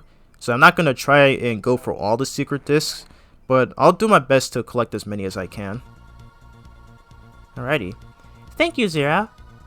Now that they are okay, why am I reading this? Oh my God. Alrighty, so that's it for all the 0-1 bosses, but before we move on, we're actually gonna take another detour around the resistance base, and this time we're only gonna be collecting secret discs from these NPCs here. I actually forgot to bring this up earlier, but some of these characters can actually give you secret discs, and I think most of them are about pretty much their profiles. Alright, so do they remember me? Probably. Hooray, that makes me so happy. I'll give you this. Yep, we got the 116th secret disc, so it's always nice. Alrighty, so and there's more secret discs from characters, so we have to come all the way over here. Alrighty, and yep, so let's talk to this old coot again. I forgot to comment on this guy earlier, but basically this guy likes to talk a lot for some reason. And yeah, so you know that, and if you were paying attention to that to the dialogue earlier, he was actually mentioning some of the things that he used to do, or at least I think he still does. And yep, he's asking us if he if we remember his younger days. Ah, yes. Do you remember what the story was about? Yes, I do. Really? I'm gonna quiz you to see if you do. Before teaching, I was a bread maker. That's the right answer. Wow, that's correct. But maybe you just got lucky. Next question. As a teacher, my fondest memory was of when I went to a picnic. Well done. How about this? On the picnic, a girl forgot her lunch. I saw this donut. Yes, that's correct. And in return for the donut, she gave me a three-leaf clover. Yes, that's right. She looked hard for a 4-leaf clover, but couldn't find one. And now, the last question for you. The girl's name was... I don't know. Ooh, fantastic! That was a trick question. Thanks for humoring an old Reploid. Here's a token of my appreciation. Take this disc I have. Okay, how is that the right answer? Was that some sort of a... did the developers of this game, or Inti Creates rather, could not like come up with anything for that last question? I just find it humorous. Like, how is I don't know the right answer for that? That doesn't make any sense. Alrighty, so anyway, we got that secret disc from him. And so we're gonna come down here. Alright, so I actually didn't go right here the last time we were here. Alright, so talk to these NPCs right here. So they give you a bunch of E-crystals. And this is really cool. This one right here is my favorite one, where you can find a female resistance member, which is again another mod card that I activated. So, Zero, how are you? I'm so glad I can meet you again. Do you remember me? Yes, I do. Of course you do. That's right. You rescued me when I was captured at that secret base. I'm so happy that you remembered me. Here, let me give you some E-crystals. Whoa! Ah! She actually blew us a kiss? No frickin' way. Yeah, with that we got a lot of E-crystals out of that. Don't tell Ciel about that, okay?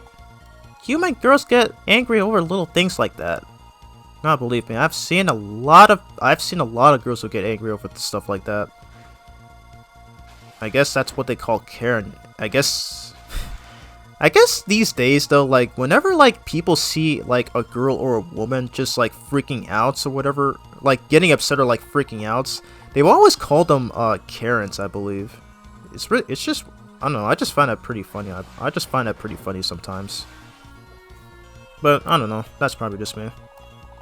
Anyway, so kind of wish I kind of wish they came up with more designs for these resistance soldiers right here, because most of them look pretty much the same. Oh yeah, okay, so this guy gives you another quiz. I found the secret disc while on patrol just now. If you can answer my question, then I'll give it to you. Deal? Sure. Alrighty. You're pretty confident, Mr. Zero. Here we go. What's the name of the shrimp-like mechanoid found in the desert or snow areas? Do you know? Yeah? Shrimp Poland, I think that's how you pronounce that. Ooh, correct. You're pretty good. Next question. What is the name of the mechanoid that jumps out of the lava in Aegis volcano? Do you know? Yes? Valkyrie? I don't know how to pronounce these names. I'm so sorry. Correct again. Very good, Mr. Zero. The next one's hard. How many doors are there that you can enter in the old residential area? 7. Wow, all questions answered correctly. Here, this is yours as promised. Nice. So we got another secret disc. And I think that's everything. Okay, so I think we're ready to move on now. Alrighty. So, again, we already talked to pretty much everybody in this resistance base. So that's pretty much it.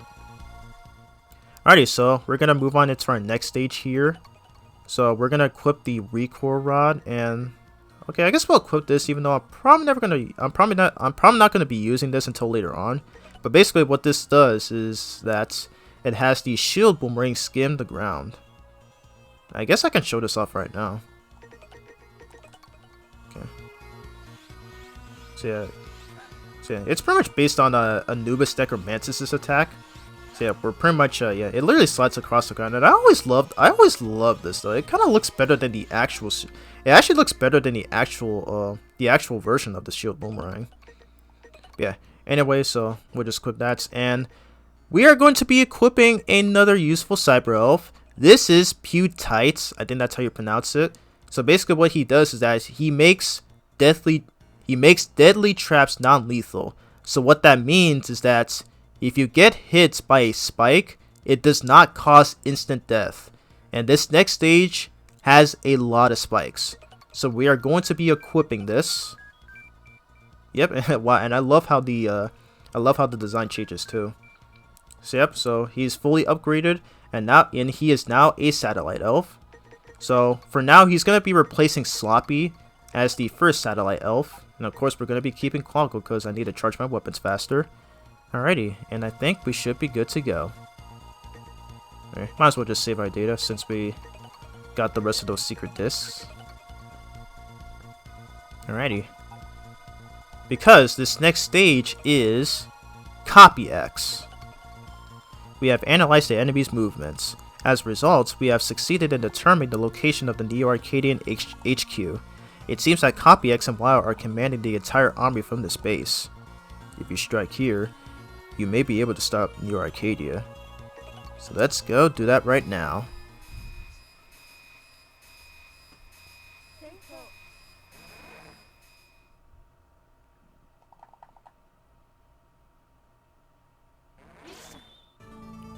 Okay, here we are. So yep, and wow, I really like these schematics of Zero right here. So yeah, this stage can cause a lot of trouble for first-time players because, again, as I said, there are a lot... Okay, I don't know how I got hit there. There are a lot of spikes on this stage. So yeah, thankfully, because I used the mod cards to have those characters appear in the resistance base. Whoa, that was close.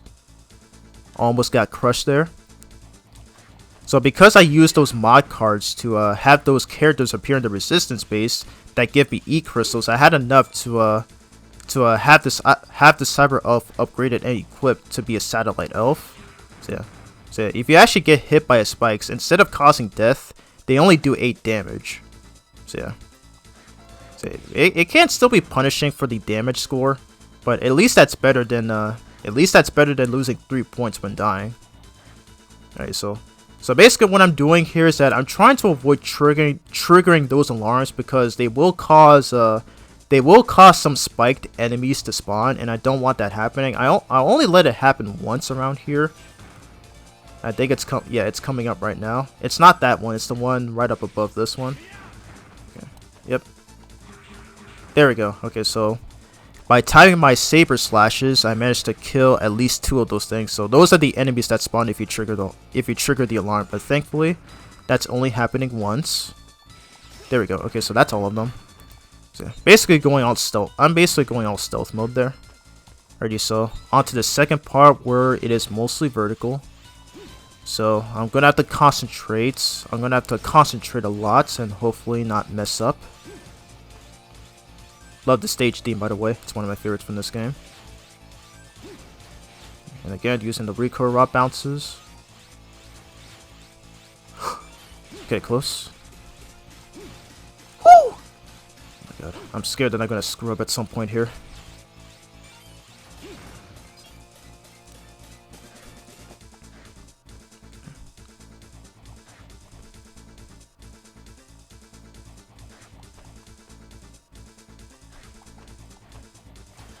Okay, doing good. Take out this thing if we can. There we go.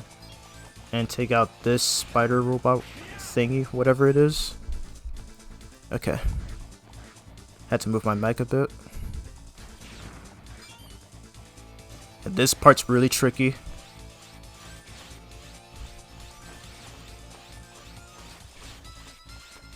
Ugh! Okay, well, that did not go as planned. Okay.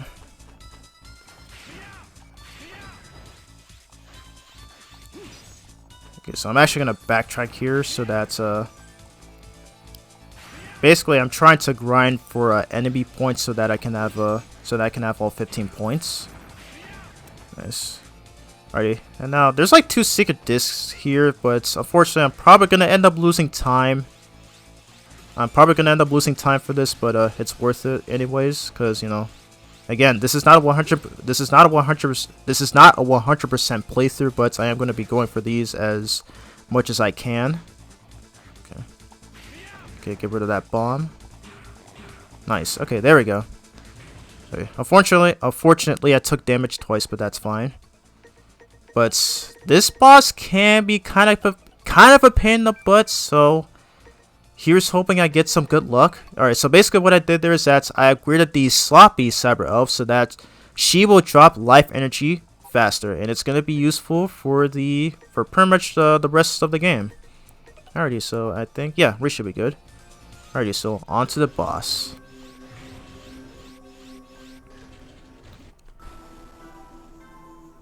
So you come, Zero. Do you know what you were doing? You are helping extremists. Why would a legendary hero help an evil army? So you're saying that we're an evil army? And you people are fighting for justice? Exactly right. Almost all humans support our cause. All humans dream of defeating the extremists. What value is there in the justice that complacent humans seek? Who cares about value? Neo Arcadia is doing what's right. That is enough proof that what we do is just. Alrighty, so on to our second battle with Copy X in the series. Can I get this off? No, I did not. Oh, okay, thank God. And RK hitting recharges his health.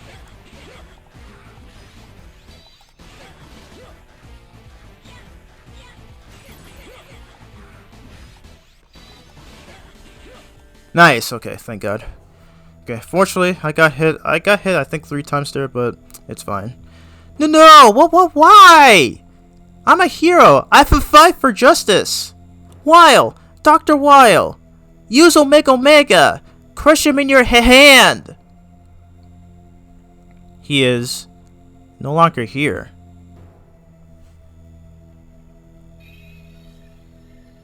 Who are you? X. X? You are my original form? Weil has moved to another base, with Omega. Weil was using you for his own purpose. Gee. Everyone treats me like a fool. I won't stand for it. Let me show you my true power. Ha! Oh no! Weil has placed a trap in your body. Yeah? I can't move. And looks like he's dead. God dang. But thank God we don't have to fight that monstrosity of a form again, because I will say this right now, I hated that second phase from the from 0-1. Especially if you're at an S or A rank. Man, that was such a pain, but thankfully we don't have to fight that in this game. So, thankfully by defeating Copy X Mark II, we get the Reflect Laser, which is another one of my favorites. While it's not useful in bosses, it can be useful in clearing out most enemies. So it's always swell. So we just get a few of these. And yeah, I had 17 points for time because I lost time trying to get those cyber elves, but it's whatever. So it's fine, I guess. Well, I knew from the start how things would turn out, so he must have rigged the trap on him to fulfill his true ambition. Hear me, citizens of the great land of Neo Arcadia. I must inform you of the sorrowful news. Dr. Weil. Just now, our hero Master X was taken by bloodthirsty extremists, and he has sadly passed away. So in accordance with Ordinance Number 8, I, Dr. Weil, will become your new leader. It is time to put a stop to these extremists. Thank you all. I have just confirmed your approval. I will have to ask you all to do a number of things. Neo Arcadia cannot know true peace until the extremists are eradicated. Let us all fight together until they are wiped out. Yeah.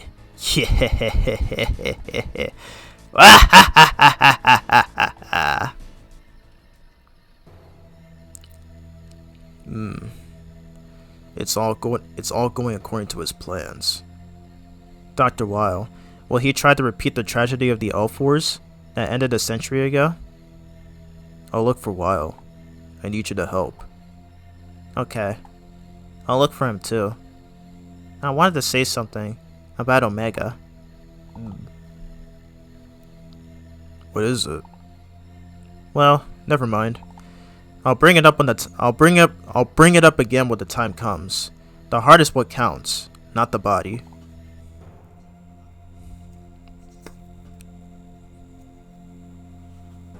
The heart? Wonder what that means. Guess that's important. I guess that'll be important later.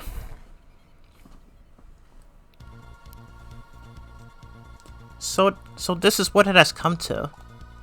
Dr. Weil as the ruler of Neo Arcadia. Those humans haven't been told a thing. No, that's not it. They haven't tried to learn a thing. Lives with plenty of food and comfort. People have stopped bothering to think with their heads. There may be still some people who want to do something. If we could somehow let those kinds of people know what Dr. Weil is really thinking, we might be able to change Neo Arcadia. Who is this Dr. Weil anyway? What has he been doing since he reappeared? If you can gather some information, we might be able to analyze it to determine where he is presently and what he's been doing until now. Okay. Where do I need to go? Just tell me. Yes, but first, I'll save our data. Sure thing. Data saved. We've isolated some locations for you to gather information. And we have for the next 4 Mavericks of this game, we have Cupid Foxtar, we have Glacier Lee Cactank, we have Voltio Biblio, and Trista Calvarian. We're going to be taking on Glacier Lee Cactank because in his stage, we actually get probably my favorite head chip in this game, and that is the Quick Charge chip. But we already do have the Cloco Cyber Elf, which can already charge Zero's weapons in 30 frames, which is 2 seconds.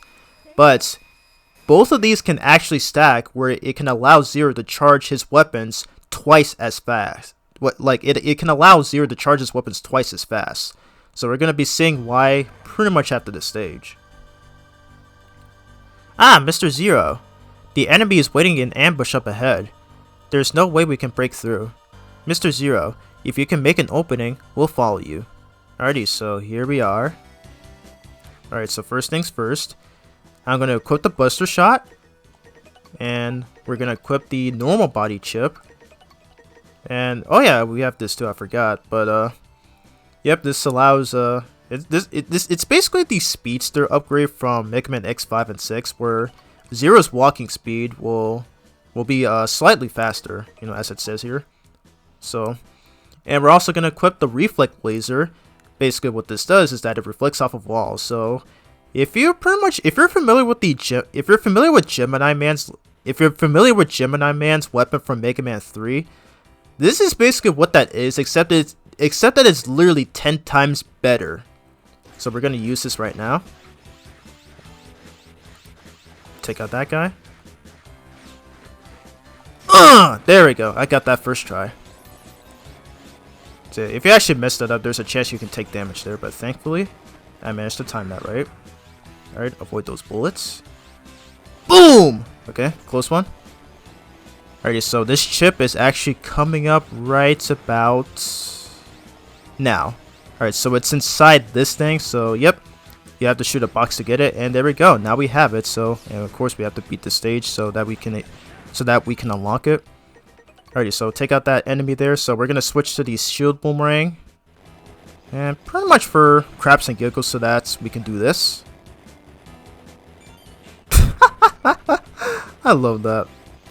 That dude literally had no idea he was being chased by the shield boomerang. Alright, so take out these next few enemies, and we're coming up to another mini boss. This one actually has a weakness, because the one in Anubis' stage, that one had no weakness, but this one does. So this sandworm is weak to the flame body chip. So with this, it goes down pretty easily, especially with the split heavens combo. Okay, the split heavens attack rather. I don't know why I said that was a combo. And there we go, it's taken down. And we get a secret disc, yep, nicely done. And boom, there we go. So yeah, of course, time it just right so that you can easily slash that enemy. And now we're just gonna go on for a ride. Yeah, this is what I love about the stage though, is that when you kill those fat enemies, you can actually steal their sleigh things or whatever these things are called. And yeah, you can literally just go on a ride. You can literally just like use it to like, I believe that probably saves time, I guess, but maybe not for like for a TAS speed run or something. But yeah, so we're gonna be equipping the Buster Shot as our sub weapon because this guy right, Glacier League Cat Tank, is actually weak to the flame body chip. Is that it? Whoa, he looks like Dr. Eggman from the Sonic series. What the heck? Looks like this foreshadowed that Mega Man, the Sonic and Mega Man crossover from the Archie comics. I don't know, maybe it's unintentional. That container was on Omega's ship, so you see, it's ours. Has the legendary hero stooped to thievery? How deplorable. As king of the Snow Plains, I do hereby judge your crime. I, Glacier League Cat Tank, of Wild's numbers, have reached a verdict. The punishment for thievery is death. Alrighty, so here we are. And he looks a lot like those fat enemies that we just saw earlier in this stage. Okay, so manipulate the pattern.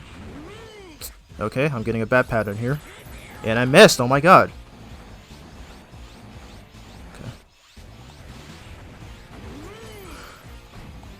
Okay, whatever, that works. I wanted to finish him off with the saber, but of course he decided to, of course, do a different attack. You know, it's pretty common for these Mega Man bosses these days. You're like, unless you're a TAS speedrunner, you're always never gonna get the same thing every time. So it's always unfortunate, but I didn't take damage at the very least, so it's fine. So by beating him, we get the Spike Foot Chip, and I'll explain what it does later. And we also got the EX skill, which is the Orbit Shield, which is another useful EX skill. And we got the Quick Charge Chip. And I'm pretty much going to show you what it does right now after this. I forget this cutscene plays. We've discovered data inside the container. Mr. Zero, we've recovered all of the data. I will continue searching for more data. Mission completed. Committing transfer.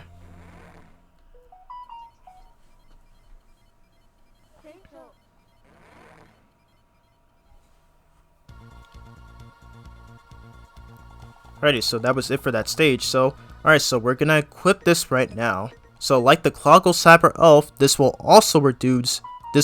Shut up, Bone. Okay.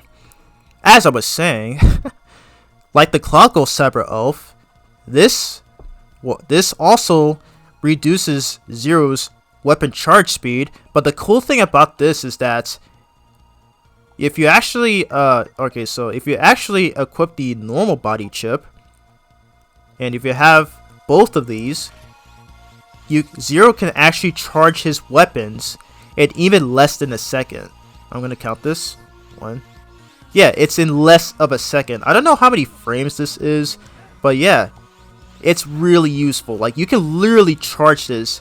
You can literally charge this twice as fast. Like, it is so useful. And that's why it's going to be very useful in this stage. So let's go on and hop in right now. So yeah, that's one reason why I decided to take on that stage first, because we have access to that chip. So yeah, keep in mind though, this only works if you have the normal body chip. It doesn't work with it doesn't work with every other it doesn't work with the flame chip, doesn't work with, it doesn't work with any, elemental chip, so just keep that in mind. Alrighty, so here we go. So yeah, another So yep, another one of my favorite stages of this game. It's pretty difficult if it's your first time playing, but nice. I managed to get that first try. So yeah, it's another one of my favorite stages of this game because it makes good use of the reflect laser because again, it's very similar to Gemini Man's weapon from Mega Man 3, but it is 10 times better and you don't... How did that hit me? Screw you. Oh god! I am already screwing up. I'm literally already screwing up. What is wrong with me today? Like, again, because I'm doing commentary, it's so easy for me to mess up. Alright, so I'm probably going to lose a lot of points on this stage due to the fact that I took damage from those enemies there. Okay. So anyway, use the reflect laser to take care of those enemies. Oh my god. Okay, that was my fault. I mistimed that jump. I literally mistimed that jump. Okay, so I'm probably not going to be talking a whole lot because I'm really trying to concentrate here. Alright, so we're on to this part right here where you can actually do this pretty cool trick.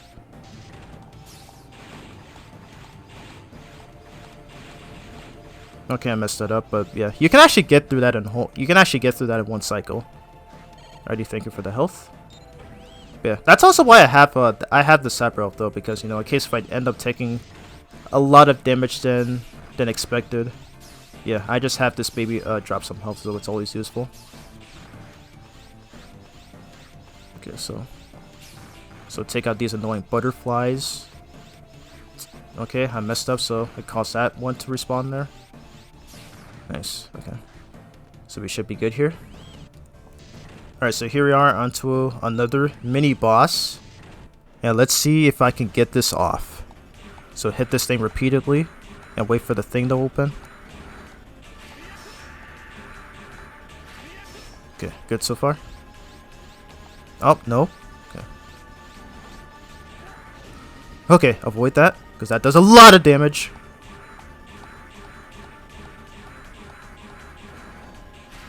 Nice! Okay, thank god. I thought I was going to get hit by that thing for a second there. Okay.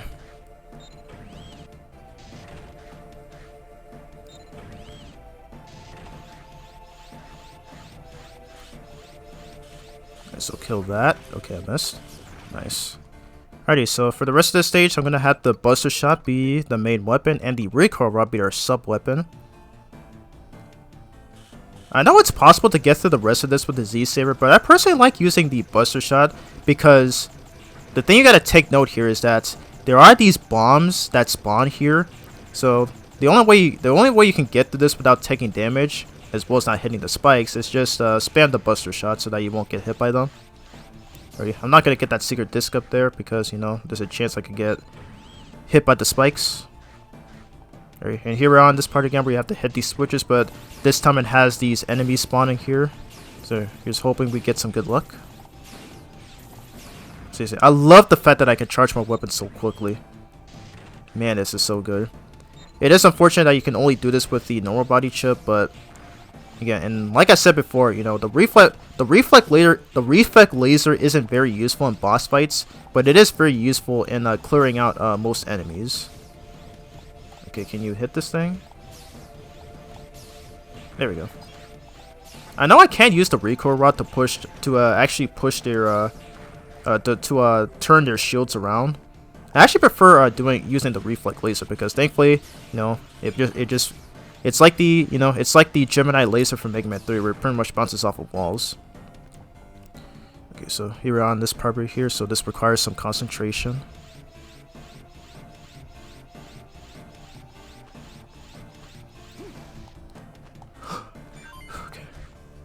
Okay, so we are good. Okay. Alright, so we are good. Oh. Man, I hate that I got hit by those enemies in the beginning of the stage. That was so embarrassing. Alrighty, so here we are onto this boss. What's this? Hehehe. Hey! You weren't supposed to see this place. This is a Dark Elf copy factory. We've got copies of the Dark Elves sleeping here. In other words, baby elves. We had the factory sealed off so nobody would get suspicious. Now you've done it. I'll have to ensure you remain silent about this. Forever. I am Cubit Foxtar, member of Wiles Numbers. I'll make sure you never talk again. Alrighty. Let's do this. Let's avoid this.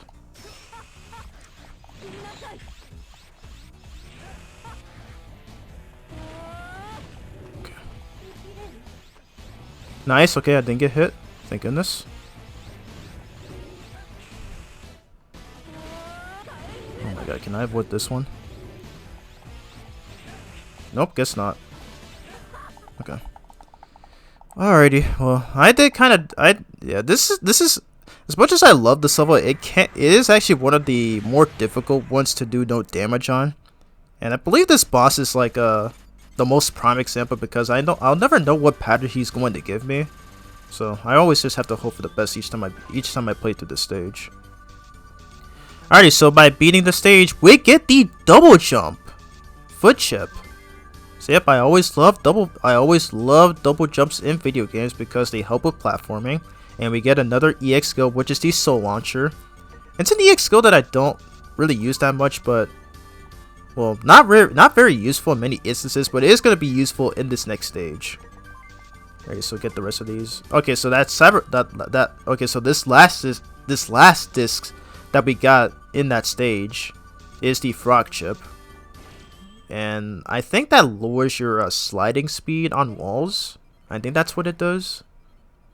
I'm gonna have to check that right now. Okay, so... okay, not that. Which one was it? I forget. Yeah, okay, yeah, it's this one. Yep, so it's this is... so, yep, so it reduces your sliding speed on walls, which I guess can be useful in some instances. Alrighty, so once again, alright, so I'm gonna equip the recoil rod and the normal body chip once again, so that I can charge my weapons very quickly. And we're gonna be getting the double jump foot chip, which I think this is the first Zero game to have it, because I'm pretty sure 0, 1, and 2 did not have the. I'm pretty sure 0 did not have the double jump in those games, so yeah, that's one thing that I loved about the X series, and I'm actually glad they brought that back for this game. Oh yeah, the cool thing about it though is that even while double jumping, like even after double jumping, Zero will actually retain his dash speed. That's something that I kind of disliked about the PS1 Mega Man X games, is that Zero can only double jump if he's not dashing. So that's one thing that I really hated about those games, but thankfully it's not the case for this game. So look at that. I can still double jump even after dashing. It's always useful. Anyway, I'm going to stop messing around and move on. So we're going to be moving on to Tritista. I cannot pronounce the name again. Why did I come? Okay, I did not mean to hit the circle button. I swear, who came up with the names for these? Like, what the heck, dude? Anyway, let's move on here.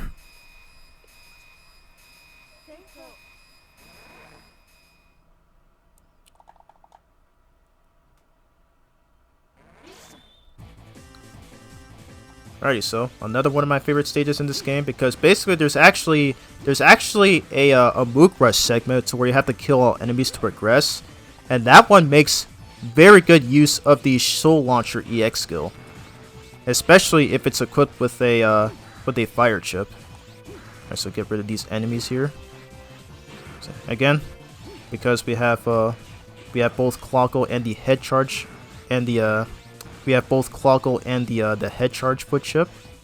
Again, you can pretty much charge your weapons twice as fast.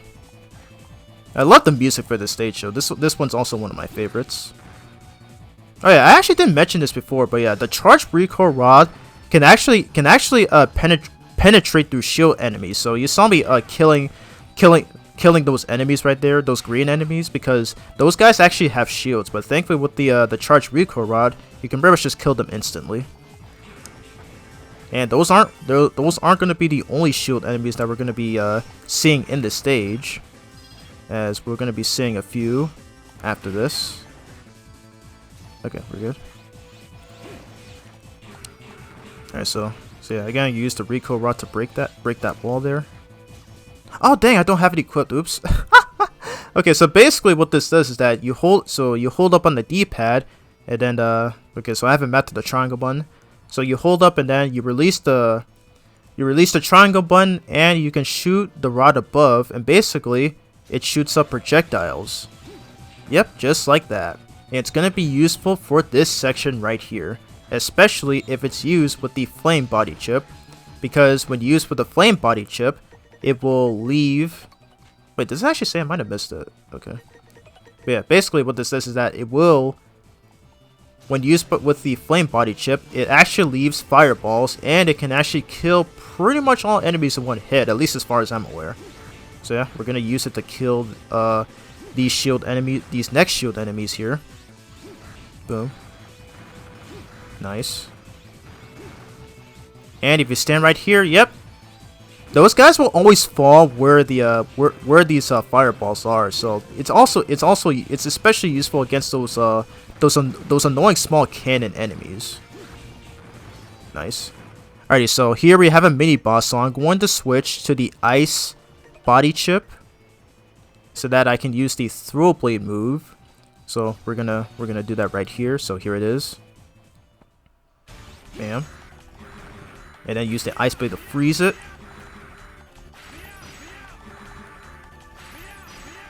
Nice.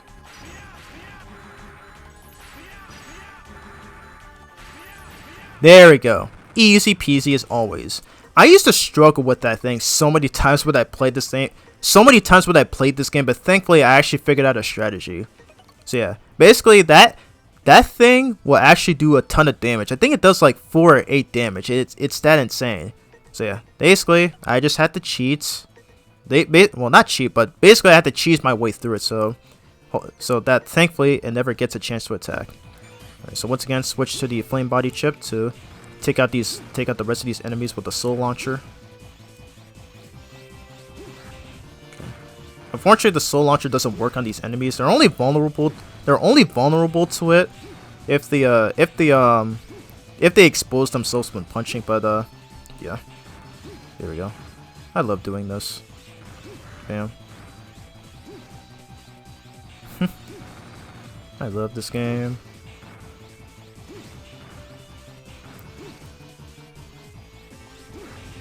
Nice. Okay. And do this. Oh, okay.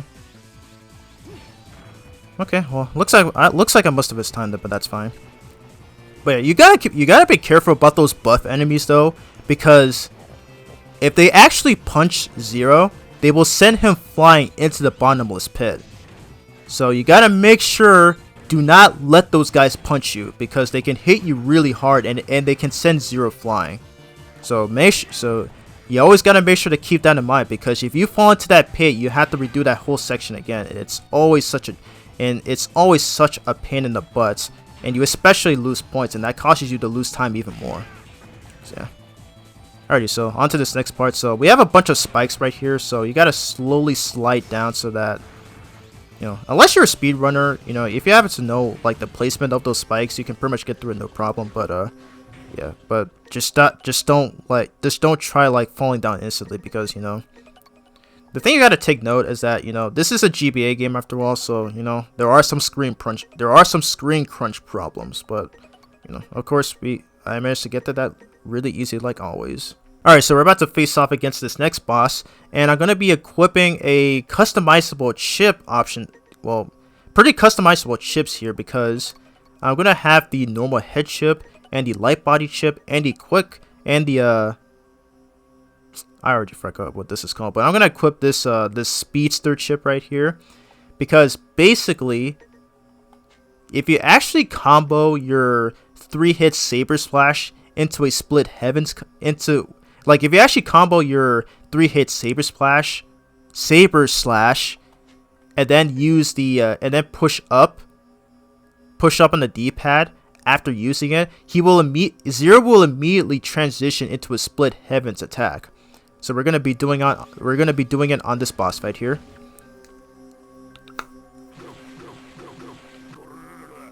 And here he is, and is he like using those other two dogs as his shoulders? I don't know, it's really weird. So you're Zero. You're so tiny I almost stepped on you. My name is Tristy. I can't pronounce that name. I'm so sorry. Oh my god. Calvarin of Wiles Numbers. Your neck is so tiny. I'll snap it with one chomp. Alrighty, so can we get this off?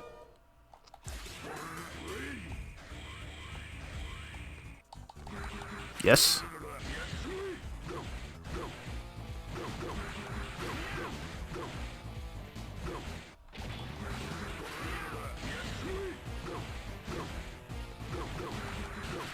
Okay, one more. Yeah, I managed to get that first try. Let's go. So yep, that's that's exactly why I equipped these chips. Because again, Zero will immediately transition into the split heavens after using the 3-hit slash combo. And thankfully, the thing I noticed about the cool thing about this is that it actually skips the animation of Zero actually starting up the attack. He actually immediately goes into it if you actually do that combo, so it's very useful. Because I actually found this out through a YouTube video. I'll probably link it. I'll probably just link it through a card. But basically, there's actually some pretty customizable, like there's actually some pretty chip combinations. Okay, that's what that. Okay, I kind of worded that weird. I kind of worded that weird earlier, but yeah, there are some chip combinations. Yeah, so that's pretty much the second one that I did though, because because I did the first chip combination with the Cloco and the quick charge head chip. So yeah, so it's pretty much the same deal with that one.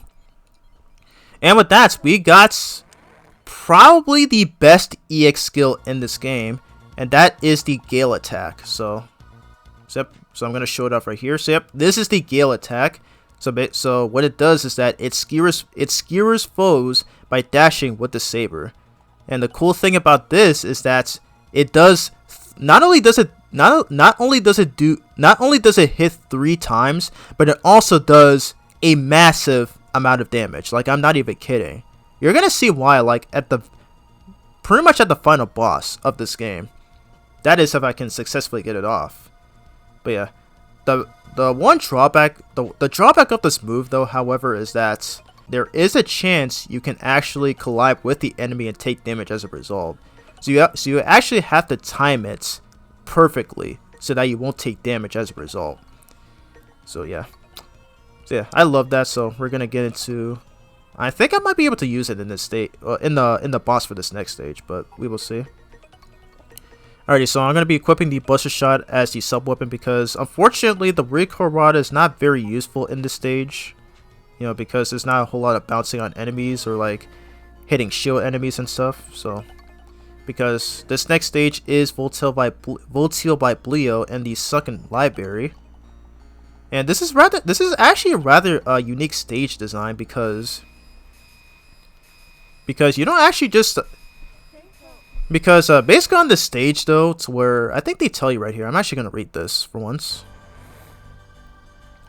First, please go to the data room. That room has the highest probability of containing information about Wile and Omega. So this is an interesting stage design because the boss will actually only show up if you actually collect these secret discs. And however, there is a drawback on the stage though, but I'll get into that once we do. Alright, so basically you have to hit these enemies. Okay, so I hit that guy too early, so I gotta wait for him to like, okay. Alright, hit him first and then come up here to get the secret disc. There we go. Yeah, so be careful not to get hit by the electricity underwater because I think that does like 6 or 8 damage. Okay, that was my fault. I don't know why I dashed there. But basically it does like 6 to 8 damage, I think. I don't remember exactly. Okay. And I love the track for this stage. It's also one of my favorites. Again, this game has the best soundtrack of all the Zero games, so it's always swell. Careful.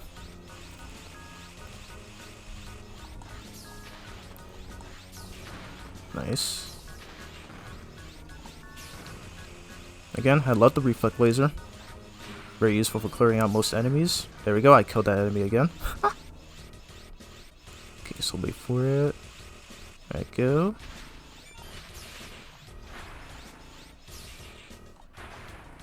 Alright, do not touch that spike, because it's instant death.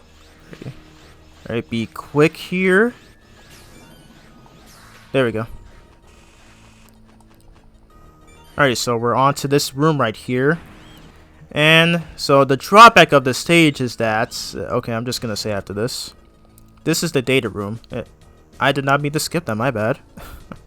After searching, the data's location will be displayed. Please go to that area and recover the data. So yeah, so you know how in Sonic Adventure 2, where the emerald shards are placed in different locations? That's basically what this is. So yeah, so each time you revisit this stage, these secret discs are always placed in different locations. Thankfully, there is a guide though that helps on knowing where these are. But I'm not using it this time, unfortunately, so I'm probably gonna get a bad score on this, because if you enter the wrong doors, you lose, I think, 2. You actually lose 2 points. So that kind of sucks though, and that's kind of what makes it my least favorite level in this game. Alrighty, so let's see. I wasn't paying attention there. I think it was like 3 doors. No, I did not mean to hit that again. I'm gonna lose time. Okay. Okay, this one's also blue. Okay, I think it's 3 blues and 1 green. Yeah, it's 3 blues and 1 green. Okay. Alright, probably gonna end up losing time for this, because yeah, you cannot afford to waste time here, because yeah, this state, yeah, the requirements for getting 100 points on this stage are very strict. So it's always important to keep that in mind. I almost got hit there. Okay. Seriously, it's so hard to easily get out these strats while commentating. Because again, this is my first time recording this with live commentary, so it can be difficult to get this off. Okay, so anyway, what I'm doing here is that I'm trying to grind for enemy points so that I can get all 15 points for it. Okay, that should be good enough. Perfect. I killed that piranha. Okay, so I think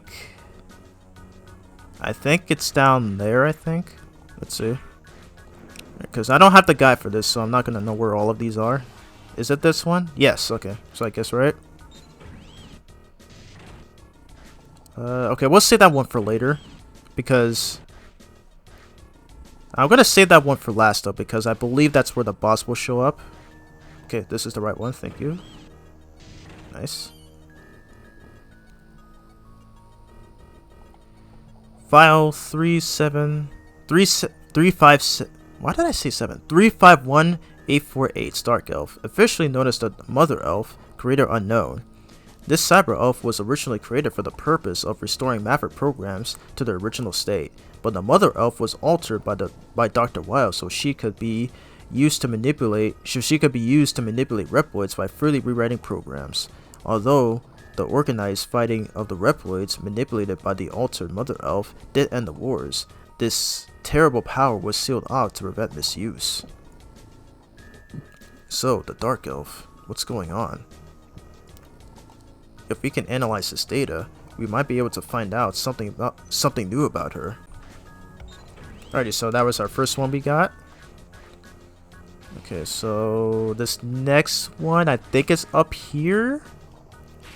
I think it might be up here. It's gotta be one of these. I think it's this one. Yes, it is. Okay, thank God, I guess, right? Alright, so get the second one. We have the Elf Wars data. File 949453888 Elf Wars. End of the wars cyber elves used from this Elf Wars. The use Dark Elf and copies amplify the power while at will. The worst in... What is this? Like, is that not finished or something? I can literally read that in his voice from XA, where he's literally struggling to read all this. Zero? It looks like the data is corrupt. I think we might be able to repair it at the base. Okay, yeah. Repair it at the base. Thank you, Zero. I don't know how I keep skipping the dialogue on accident. Again, I'm so used to playing this game without having to like read the dialogue so much and everything. So, oh, wow, I didn't even get any. I didn't even get any correct doors. Wow, I actually got lucky on this one. I didn't even have to use the guide. Alrighty, so we're gonna immediately switch to the body chip. No, that's not the last one. That's not the last one. Dang it. I messed that up. File 815156 Omega. The ultimate replica created by Dr. Weil. Possesses incredible power when combined with a dark elf. Banished into outer space to avoid another elf war. If we can analyze this data, we might be able to find out something new about Omega. Okay, I was wrong. That was not the last one. I am such an idiot. Seriously, I really suck at counting sometimes, so I don't understand how that happens, so okay, I'm probably gonna get an incorrect door. Yep. Oh, well, I lost 2 points for that.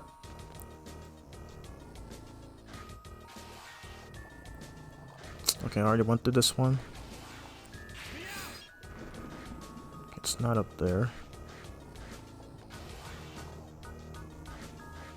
Okay, I think this is the one. Yeah, okay. I don't know how I always lose count. Jeez.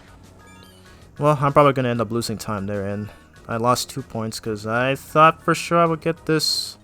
Thought for sure I would get this without getting any incorrect doors, but it's whatever, I guess. And here's the boss of the stage. Who dares intrude upon my territory? Zero! Heh. So it is you!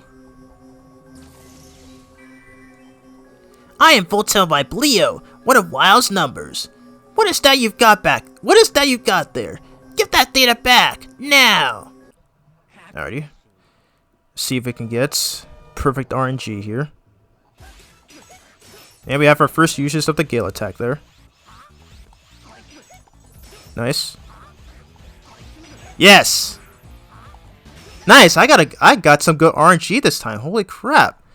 That is always swell.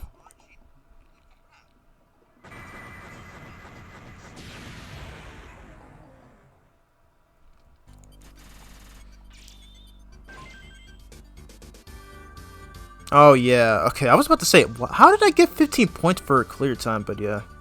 Of course, lost a lot of time by, yeah. Yeah, this is still my least favorite stage in this game though, because I don't understand why they make the requirements for, I don't understand why they made the requirements for this very strict, but oh well, it is what it is. But by beating him, we get the Shadow Dash, which is one of the best abilities in the entire Mega Man franchise. Because, okay, I'll explain after this. We also got the EX skill of Voltaire by Bleo, which is the V shot. Right, and we're just gonna equip the rest of this. But yeah, basically what that does is that when Zero dashes, he apparently gains some sort of a intangible ability that allows him to pass through enemies and their attacks, and even some dangerous obstacles. And it's such a crime that it did not return for 04. But come on, like seriously, this is literally one of the best abilities, and I hate that it didn't return for that game. It's so stupid.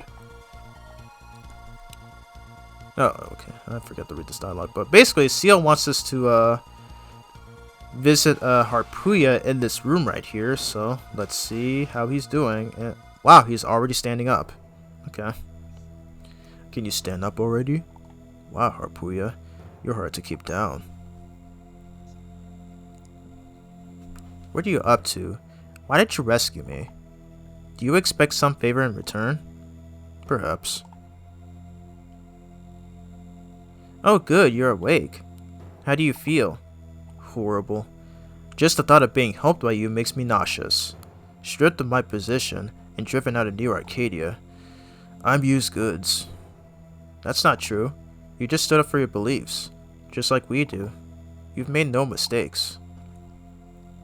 My beliefs? I can't sit back any longer. We must protect the humans from Weil. We have to stop him immediately. That's... Weil... Wait! Your wounds are not fully your wounds are not fully healed yet. I am a warrior born to protect humans. I am a proud warrior of Neo Arcadia. I don't need any help. Even if my body should fall into ruin, I will still gladly fight for humanity. Andy's already gone. Why does he remind me so much of Vegeta? So, Harpuya refuses to go with us. Mr. Zero, come to the commander's room immediately. They sure run your rag, don't they, Zero? I'll be back later. Zero, Harpuya, don't you dare die. Yeah, I certainly hope nothing bad happens to either of them. Sure hope. Anyway, before going to that room, we're actually going to talk to this person here, where of course they will also he or she, I don't, it's hard to tell. They will also give you another secret disc. By the way, have you recalled your old memories yet? It's been a while since he awoke you, so I figured you'd have recalled something after all these discussions. Can I test you? Sure. I'm going to ask you 3 questions, okay? The first one is about when CL discovered you.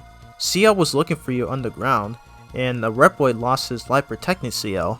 So the question is, what was his name? His name was Millen. Okay, next. Who was in charge of the resistance in CL's absence? It was El Paizo. Okay, next. What's the name of the forest High-Leg Urobako protected? Do you remember? It's Forest of Dices. Wow, incredible. All correct. Alright, I'll give you this. Use it well. Alright, and if y'all don't know, that High-Leg Maverick, I cannot pronounce that name. That was one of the bosses from 02. So, just a bit of misinformation there. Or just some information, I don't even know why I said that. Anyway, we're going to talk to Doid right here, because he gives you another secret disc. Regardless of what power Dr. Wild may wield, I can confidently say our resistance will never lose. That's because you, CL, and all of us are untied together. United together. Oops. Zero! You carry the hopes of all of us here. Thank you very much. Oh, Zero, I'll give you this disc. I meant to hand it to you a second ago, then I blanked. But don't expect too much of it.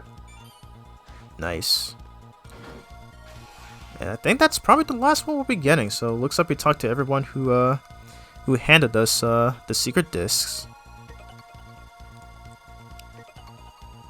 Oh, no bosses or anything?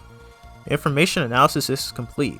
Miss Seal will report on what we found. Okay, so what they want you to do is that they want you to talk to Seal here, and this is where we get another cutscene to where she tells us about the data from those secret discs that we found in Votil Biblio stage.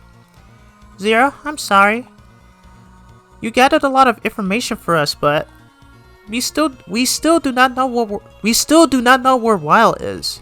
But we have figured out what he might be attempting to do.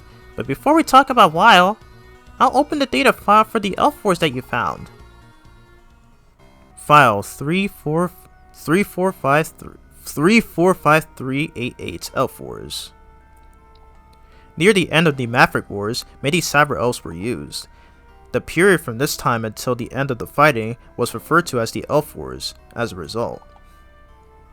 In particular, the use of the gigantic elf, known as the Dark Elf, and copies of this elf, known as Baby Elves, to amplify the power of the Reploids, while controlling said Reploids at will, made this the worst war in recorded history. While use of the Dark Elf brought the war to an end in 4 years, approximately 90% of all Reploids and 60% of all humans were wiped out. The technology used at this time, the technology of using baby elves to control Reploids. This must be what Weil is attempting to use again. I'm sure that okay, there's a typo there. There's supposed to be an apostrophe between the there's supposed to be an apostrophe and the S. Again, don't know how they messed that up. I'm sure that's what Zero saw at the Dark Elf copy factory, was machinery prepared just for this purpose. Yeah. Excellent detective work, Dr. Sia. Oh god, they're already getting mind controlled. What? Unfortunately, you were a little too late. Is that Dr. Weil?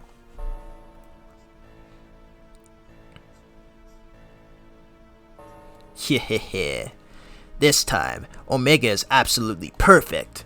I can now manipulate all the Riploids on the planet without using the baby elves and make them do whatever I want. Yeah, time to start, Omega. Now you will see, pitiful humans, what you get for banishing Dr. Weil. Taste the fear, foolish Riploids who banish me. Inscribe my name upon this world, the name of your new ruler. That name is Dr. Weil. The entire world is in my hands. I have the power to crush it between my fingers at any time. That voice is already starting to kill my throat. Oh my god. I'm doing the best, like, old man voice I can... Well, evil old man voice I can give him, and it's already killing my throat. Goodness gracious. No!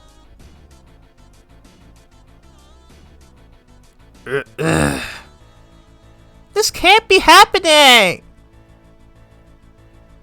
A new world, a new order.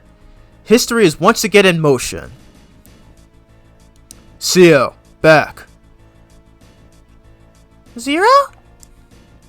Inscribe it upon the world the name of our ruler. Okay. They're already going crazy. Both of you, freeze.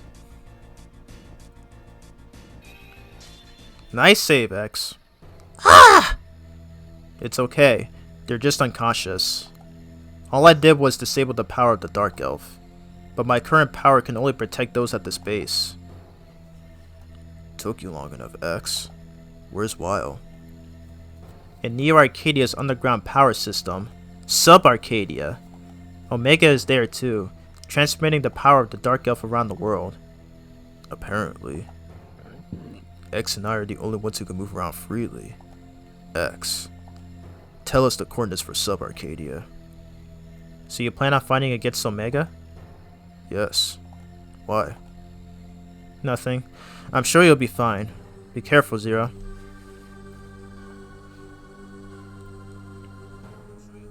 I verified the coordinates for Sub-Arcadia on the transfer device. Transfer me. Roger. All personnel. I don't need to read that.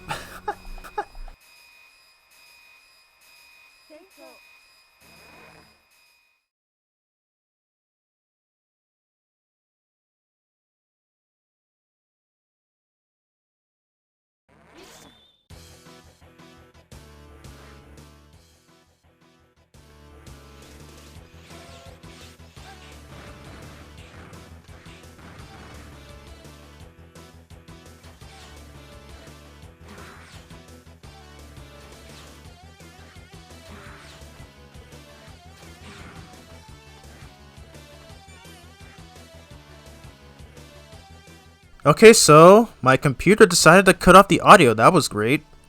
Okay, so as I was saying, so we're on this stage here, and this is the only time that I'm actually gonna be going inside this blue door, and we're in the cyberspace version of the stage. So the reason I'm going in here, okay, I almost messed that up somehow. But the reason we are going in here is that you come across this door, and we have access to a secret boss. And I wonder who this one's going to be.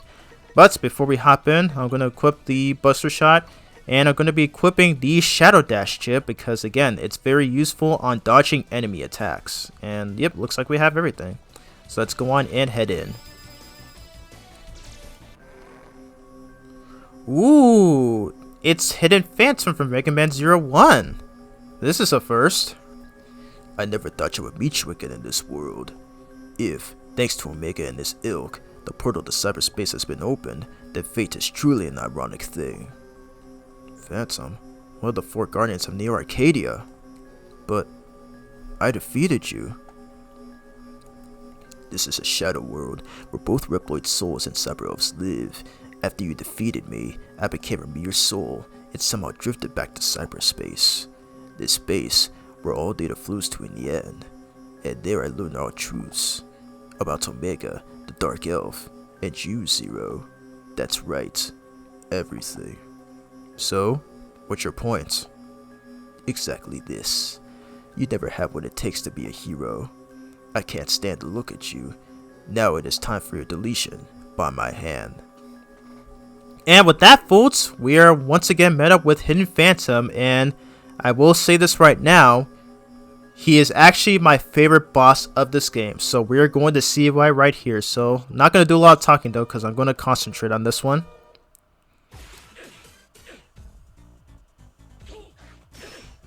Nice. Yep, use the Shadow Dash to dodge his attacks. Okay, I was hoping I would hit him twice there, but that's fine.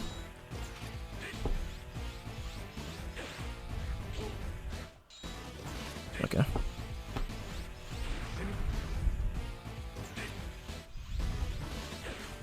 Very good so far. Boom. And dodge.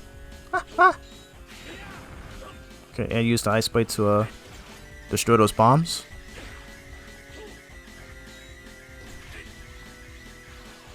Psh. Dodge. Dodge again. Nice. Okay. Think one more hit should do it. And it's over! Man, I love this boss so much. Especially when doing no damage too. Like, it's easily my favorite boss of this game. You truly did have the soul of a hero. Go. Cross blades with Omega and show what that body can do. Will your blade flinch after you learn the truth? Do you have what it takes to be the hero? You must be the one to determine that. I must say though, not only is Hidden Phantom a cool character, he's also actually I don't know what more to say about him. I do like his design though. He's probably my favorite one of the Guardians, although kind of seems that he was underutilized in the first game though, because when you find it, like after you beat him in the first game, like he pretty much basically pulls a Majin Vegeta and pretty much just self-destructs, killing himself. I kind of wish they did more with him, honestly, because like, you know, because I always love you know, ninja characters, you know, like Espio from the Sonic series or Sasuke from Naruto, like, you know, but it's whatever. Anyway, we're playing, so here we're on to the rest of the stage. So thankfully, so I'm not sure. I think when fighting Phantom in this level, they don't actually deduct their mission points. So I believe this is the only stage that does that. So yeah, and by defeating him, we get probably the best foot chip in this game, and we're pretty much gonna see it after we beat the stage. Alright, so get rid of the rest of these enemies here. Nice. Boom. And once again, we're gonna have to backtrack so I can grind for enemy points. Alright, so second time. Boom. Okay. And we should be good. We should be good. Alright, so on to our actual boss for the stage. Alright, and again, we're gonna equip the recoil rod because looks like we're gonna be fighting the baby elves again. So, let's do this. And here's Dr. Weil. Dr. Weil. Yeah. How gallant you are, Zero, to play the hero all by yourself. All the Reploids in the entire world are now under my power. Humans are like pigs, dependent upon the Reploids for their very existence. You do realize, don't you, that if I felt like it, I could wipe all humans out in the blink of an eye? And he gets away again, god dang it. Kree, please! Do it this one as you please. I got some pig squeals to enjoy. The squeals of indolent pigs, wasting their pitiful lives on idle pursuits. Would you like to know who rules this world? And he laughs evilly once again. And here they are. He's back! The bad Riploid! He's back! The fake Riploid! I'll rip you to pieces! I'll tear you to shreds! Alrighty, we're fighting these guys once again, so once again I'm gonna concentrate.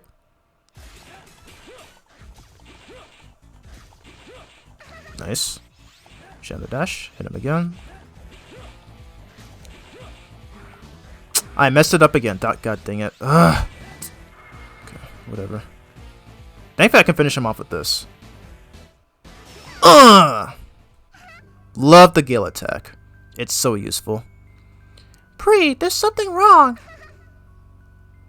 Yes, Pri, there's something wrong. I feel like I'm being stabbed with pins and needles. I feel like I'm being smashed with clubs and hammers. And I guess we just killed them. I mean, to be fair though, these guys did attack us first, so yeah, unfortunately we have to get rid of these, and looks like Alouette is probably not going to be happy about this, which is unfortunate. So thankfully we took no damage on the stage, so it's always swell. Alrighty, so here we have, we have the best foot chip in this game. We have the ultimate foot chip, because basically what that one does is that we have Zero has all foot chips combined into one. So that means we have the double jump foot chip, we have the speedster foot chip, we have the frog foot chip, we have the spike foot chip, pretty much all foot chips combined into one. So yep, here it is. We have it right here. All foot chip traits on. So this thing is going to be super. So yep, this is why I always fight Phantom in that stage, because when you defeat him, he will drop a secret disc. And it contains this chip. So yeah, if you're a first time player, if you've never played this game, always go for the Phantom fight so that you can get this, and you will need it for this final stage. So before we go into that final stage, we're gonna come back into this lab where we will speak to Servo again. Oh, it's you, Zero. Dr. Weil is a dreadful person. Your missions from here on out will be harder than ever. Zero. Be vigilant. Alrighty, so we're once again gonna take a look at these secret discs, and we're pretty much just gonna take a look at pretty much all of them. Alrighty, so so once again we have more files on, about the Elf Forest incident, and of course Dr. Weil and the Dark Elf and Omega, of course, and we have another Cyber Elf. Yeah, we also have this, which we're already close to the end of this game, so we're probably not going to be using any of these. So alright, so yeah, I forgot some of these can actually give you E crystals, so it's cool. 40 E crystals, 500 E crystals, that's sick. And we have more bio on the characters and bosses. So yep, we have Childre Aribita. We have Kree. Okay, so Kree is the blue elf, and Pri is the orange elf. So that's something I gotta remember. Anubis Necromantis the third. We have Honey Machine Jr. Blizzard Stackruff R. We have Copy X Mark II. We have Calvarin here. Yep, can detach 2 heads from the shoulders. That's pretty much what that boss is. We have Voltil by Bleo. So yeah, once again, you pretty much have okay, so yeah, like I said, not going for 100% playthrough, but yeah, when you collect these secret discs, I believe when you collect a secret disc from some of these enemies, because I remember there's actually an acquirements where we actually have to hit these enemies multiple times, and then they eventually drop a secret disc. And yes, I did actually 100% this game. So yeah, I think this is probably one of the hardest parts. I think this is probably the hardest part in my opinion. But the cool thing about collecting all of these discs is that you actually unlock the ultimate mode, where it pretty much depicts Zero in a different color palette, and he can actually do instant charge attacks if you actually do the commands, like Street Fighter style. And yeah, the problem with I don't really play that mode often. I don't really play that mode often, only unless if I'm doing a speed run.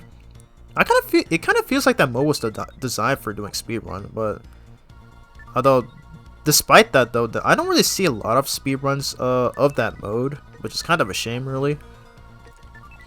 Yeah, the problem with that though is that sometimes when I try to do some EX skills like the Saber Smash, sometimes Zero will just do the command charge shot instead, and it's really frustrating sometimes, especially if you're trying to get a good combo off of bosses and stuff. So it's really annoying. So I don't really play it often, only if I'm speedrunning and stuff. So yeah, so that's pretty much all the secret discs that we found in this game. Yeah, there are some more others that we obviously did not get, but again, we're not going to be going for all of them in this playthrough. Alrighty, so switch to Buster Shot, and I think we should be good. So here we are on to the final area of this game. Alrighty, and I'm going to save my data just in case. Okay, oops, I did not mean to hit that.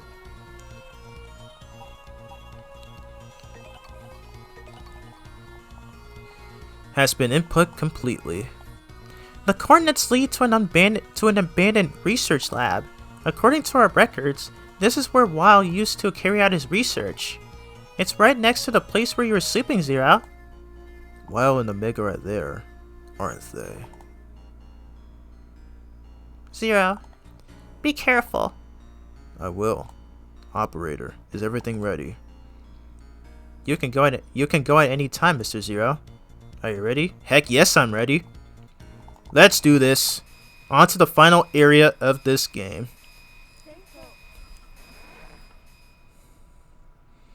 Do you have to shout his name out loud? Like, calm down, CL. Anyway, so here we are on this final stage. So yeah, the reason why I equipped the Buster Shot is to get rid of these enemies. Okay, yeah, I got that butterfly enemy there. Gonna use it one last time here to take out this one enemy. Okay, yeah, I think I got him. Nice. Alright, so gotta be extra careful here. So yep, this place is very useful for the double jump. And of course, I have the ultimate foot chip, so that's we have all the foot chips available in one. And of course, in your typical Mega Man fashion, we have to refight all the previous bosses before we fight the final boss. So we're gonna be fighting against Death Tans here because this is where he shows up. And yes, I'm skipping the dialogue because they're not worth reading. They pretty much just say the same things over and over again. All right, so let's do this. Perfect.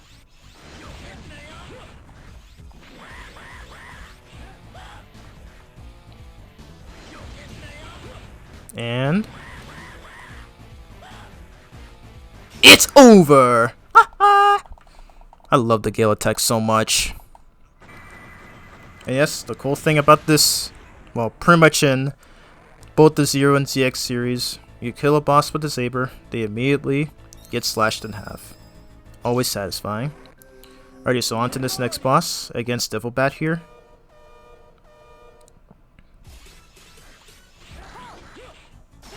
Bam.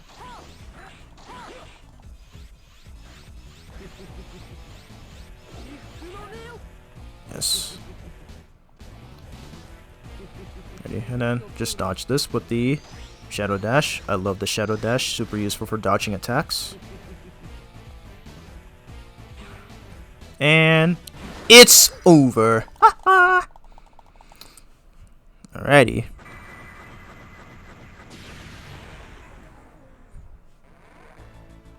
Next is Blazing Philizard.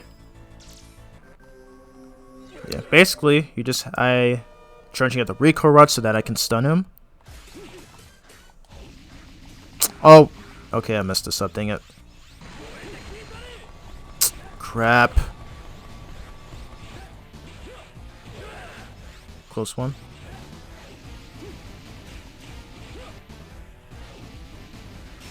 Okay, I don't know how I messed it up, but whatever. Because usually when I stun him, he immediately goes for the flame attack move, but I'm kind of surprised he didn't do that. Or maybe there's like an instance where I messed up or something, but whatever. Okay. Alright, so Childray is a pretty tricky one right here because He has an annoying attack where he releases a lot of junk from the top of the screen, so here's hoping I don't get hit with that. So, okay, I think he's gonna do it right now. Okay, no. Okay, we're good for now. So, keep stunning him with the charge recoil rod. Dot. Alright, so Shadow Dash through his ice blades. I think that should be it. I'm surprised he didn't do that attack. Now he decides to do it. What the? You could have done that much sooner. But hey, thank you for actually giving me good RNG.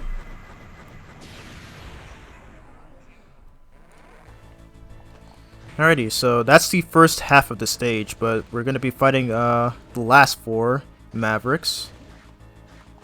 Alright, and this part right here, this is also why I needed the ultimate foot chip, because basically, I actually forgot to bring this up earlier. But yeah, we have this right here. This is the spiked foot chip. That's also in the ultimate foot chip. Basically, this lets Zero ignore slippery terrain, so we don't have to worry about slipping and sliding everywhere around here. Alrighty, so we once again have these things, so do not trigger them. Okay.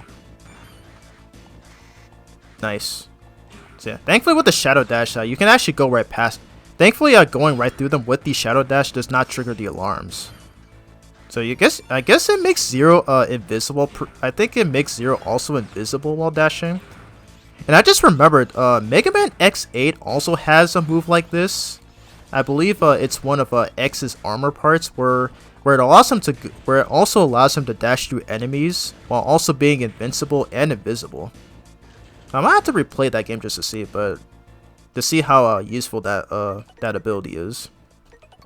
Alrighty, so here we're going to be fighting Tresta here, and once again we're going to be using this chip combination so that we can get an easy quick kill. Oh wow, we got to see him in his normal replit form there. Oops. Okay. Oh, I missed, dang it. Okay. Okay, there we go. Just gotta make sure not to get too close. Okay, perfect. Okay. Nice, okay. I don't know how I missed on that first try, but whatever. We still took care of him pretty easily. Alrighty, so next is Voltio by Bleo. He shows up in this spot right here. And we're gonna be equipping the ice chip. You're gonna notice, you notice earlier that I didn't really use the elemental chips on the first 4 bosses because they're actually pretty easy to take out with just the normal body chip. But these 4 are a different story though, because they can be rather difficult, and it takes I think it takes a while to kill them without the weaknesses. But yeah, this is how I always normally do things here. All right, here we go. So him with the shield boomerang. And then do this.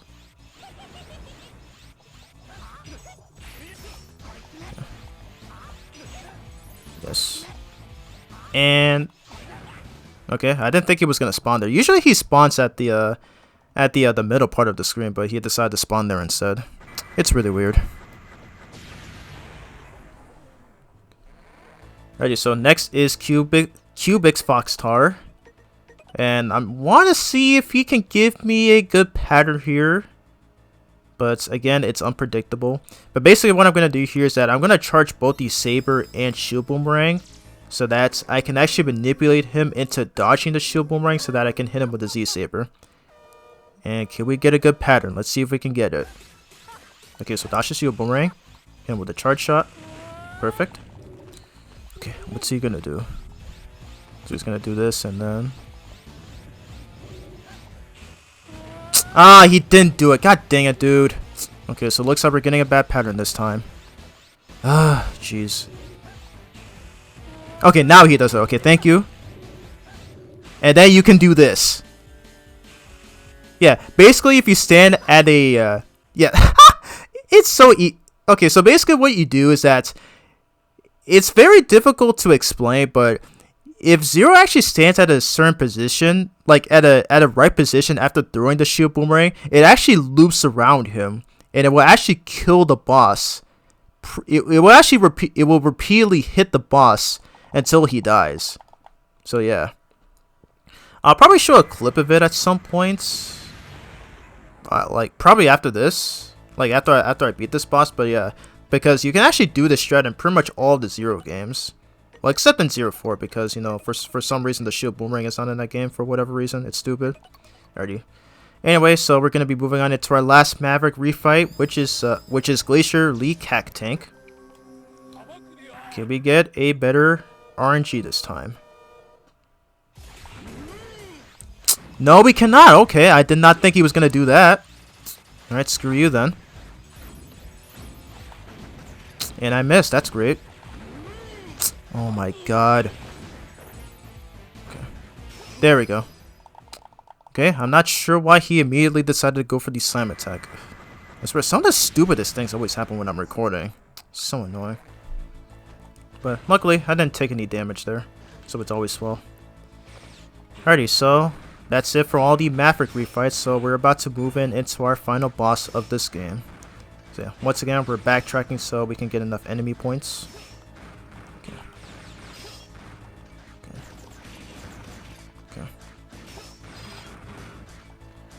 One more time.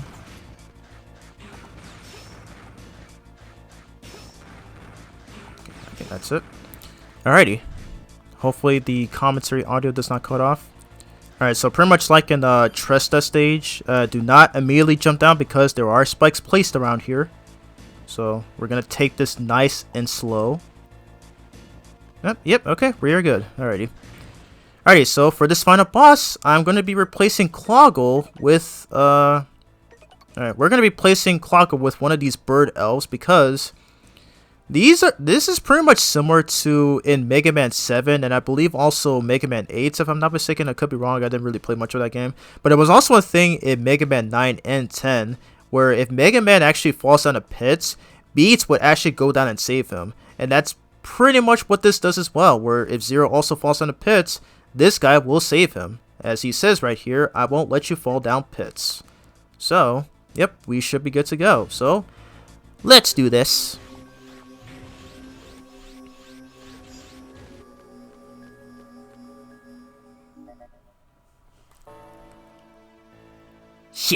Yeah.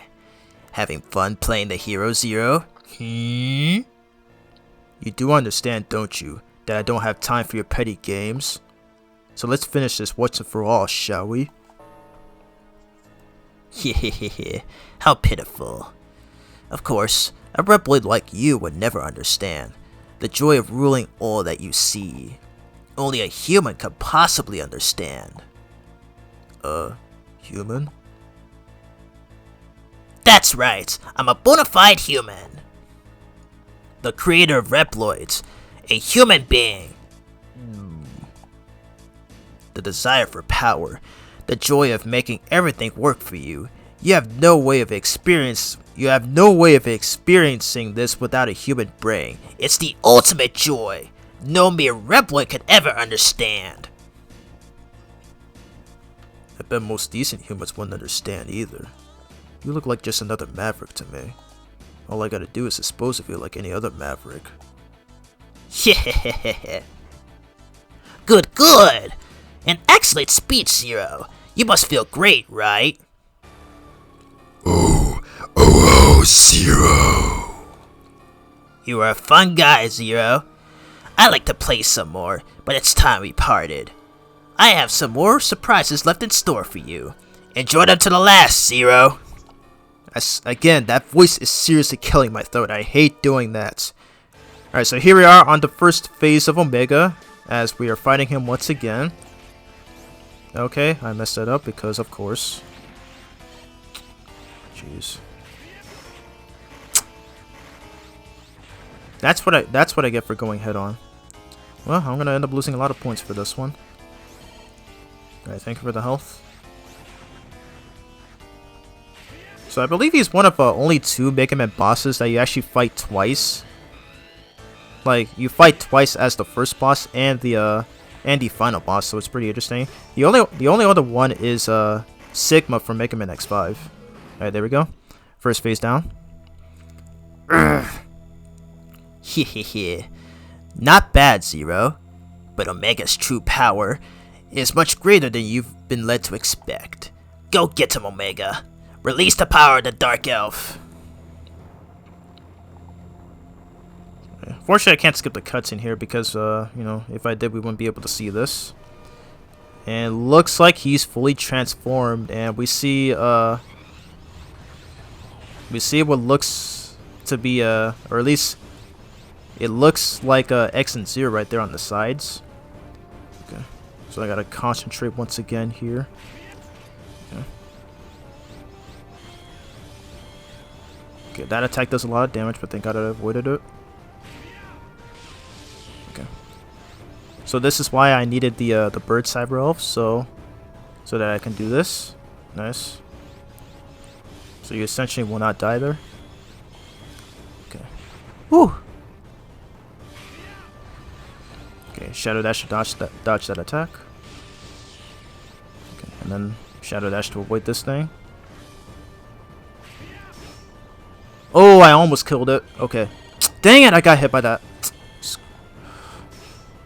Okay, there we go. Whew.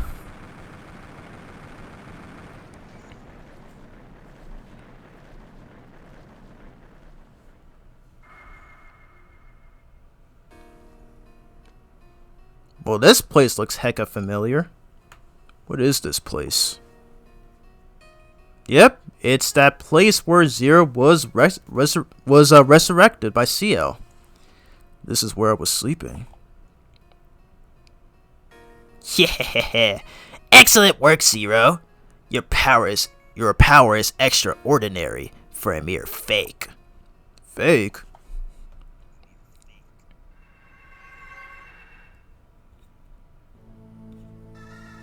Oh snap! Ooh. Biggest plot twist that we will ever see here. You, the legendary Reploid? You fool! Those Resistance losers just decided to call the Reploid they found here Zero for some reason. You may be Zero, in a way, but you're still merely a copy. You're no legendary hero at all. You're just a reproduction.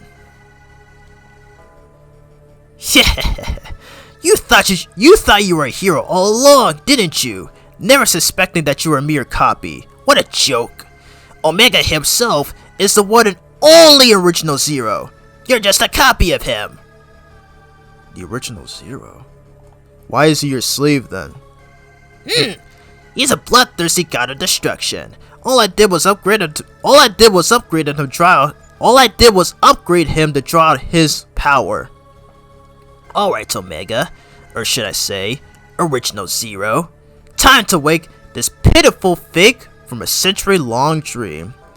So yep, this right here, literally the biggest plot twist I have ever seen in a video game. So it turns out that the body Zero is in is actually a different body than what Omega is in, where it's pretty much the body of, you know, Zero's original body from the X series, but for some reason it's literally just a recolor of Zero's Mega Man Zero spread for whatever reason, but I'll go into more on that later. So on to the third phase of this boss, and let's see if I can cheese this.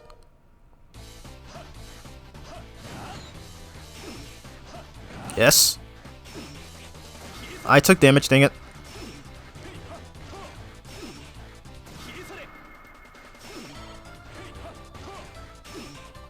Yes! Okay. Okay, unfortunately I took damage there, but yep. I cheesed this boss with the Gale attack. And yep, and it does that much damage. And it's especially useful in this fight. Because you probably didn't really get to see much of it, but basically Omega can actually do a variety of Zero's attacks from the X series, where he has the Rakuhoha move from X4. I believe he also had a move from X5, I think. Yeah, where he shoots like 2 shots and then like a crescent shot. And then from X6, he does that actually no, I forget what move that he does that Zero did in X4, but I don't know. I'll have to look into this afterwards, but So there we go. We beat the stage, and yeah, of course, you know, because I'm doing commentary, it's pretty difficult to do these do most of these stages no damage. So I ended up taking 18 damage as a result. But it doesn't matter. I got 20 points for mission and clear time, and I got 15 points for everything else, and we got a total of 98 points. And at least a good thing though is that I went through every stage in this game without losing my S rank. And as a reward, we get 200 E crystals. Hex freaking yeah.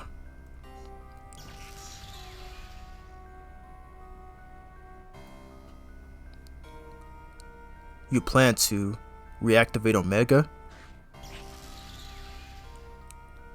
Good. Yeah, watch but don't interfere. Don't forget, I hold the lives of all humans and Reploids in my hand.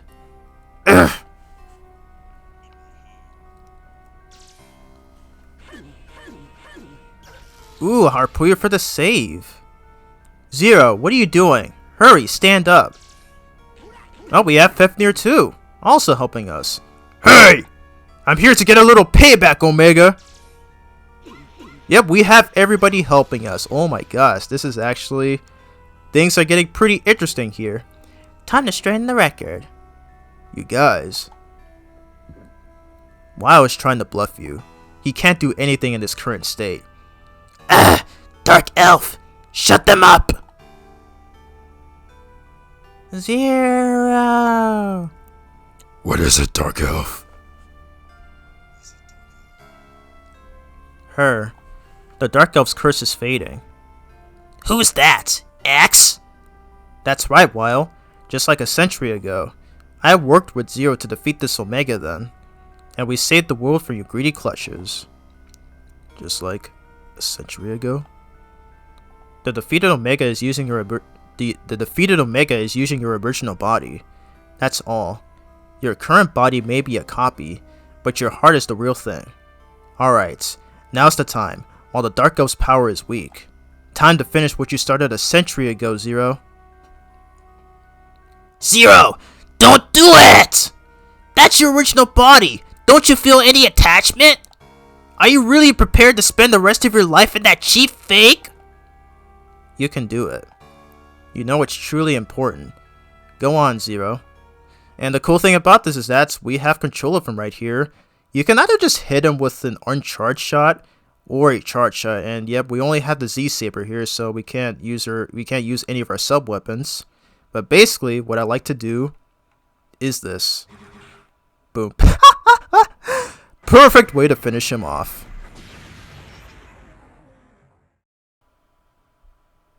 Zero? Zero? Wake up. Zero. And we get to one of the most heartfelt scenes in gaming history. Can you hear me, Zero? My energy is almost all spent. I can't stay in this world much longer. Zero, I want to leave this world in your care. The threat WoW represents has not left this world. I want you to protect humans and Reploids. Zero, you can do it. You can. And that is the permanent death of Mega Man X. We do not see him again in 04. It's crazy how X and Zero have come a long way from like all the way back in Mega Man X1 into this game. It's pretty sad to see. Zero! Ah, what a relief! I was so worried about you. Mr. Zero, you've regained consciousness. What a relief. Hey, everyone! Mr. Zero is awake! He's alright! Yahoo! Where is this? The resistance base? Who could've? Zero!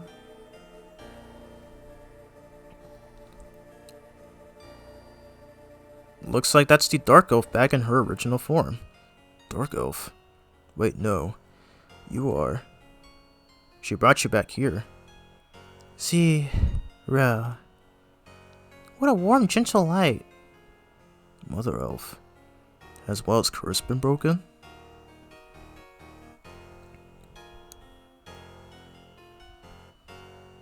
Shouldn't we follow her? She's finally free. There's still a while, but let's let her go in peace for now.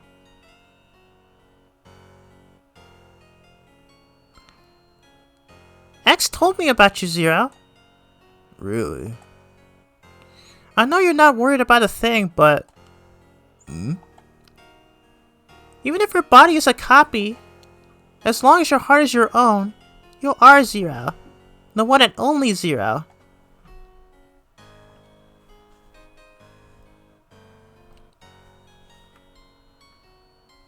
Seal. Thank you. Zero? It's just me. I am Zero. And with that, folks, that is the end of Mega Man 03.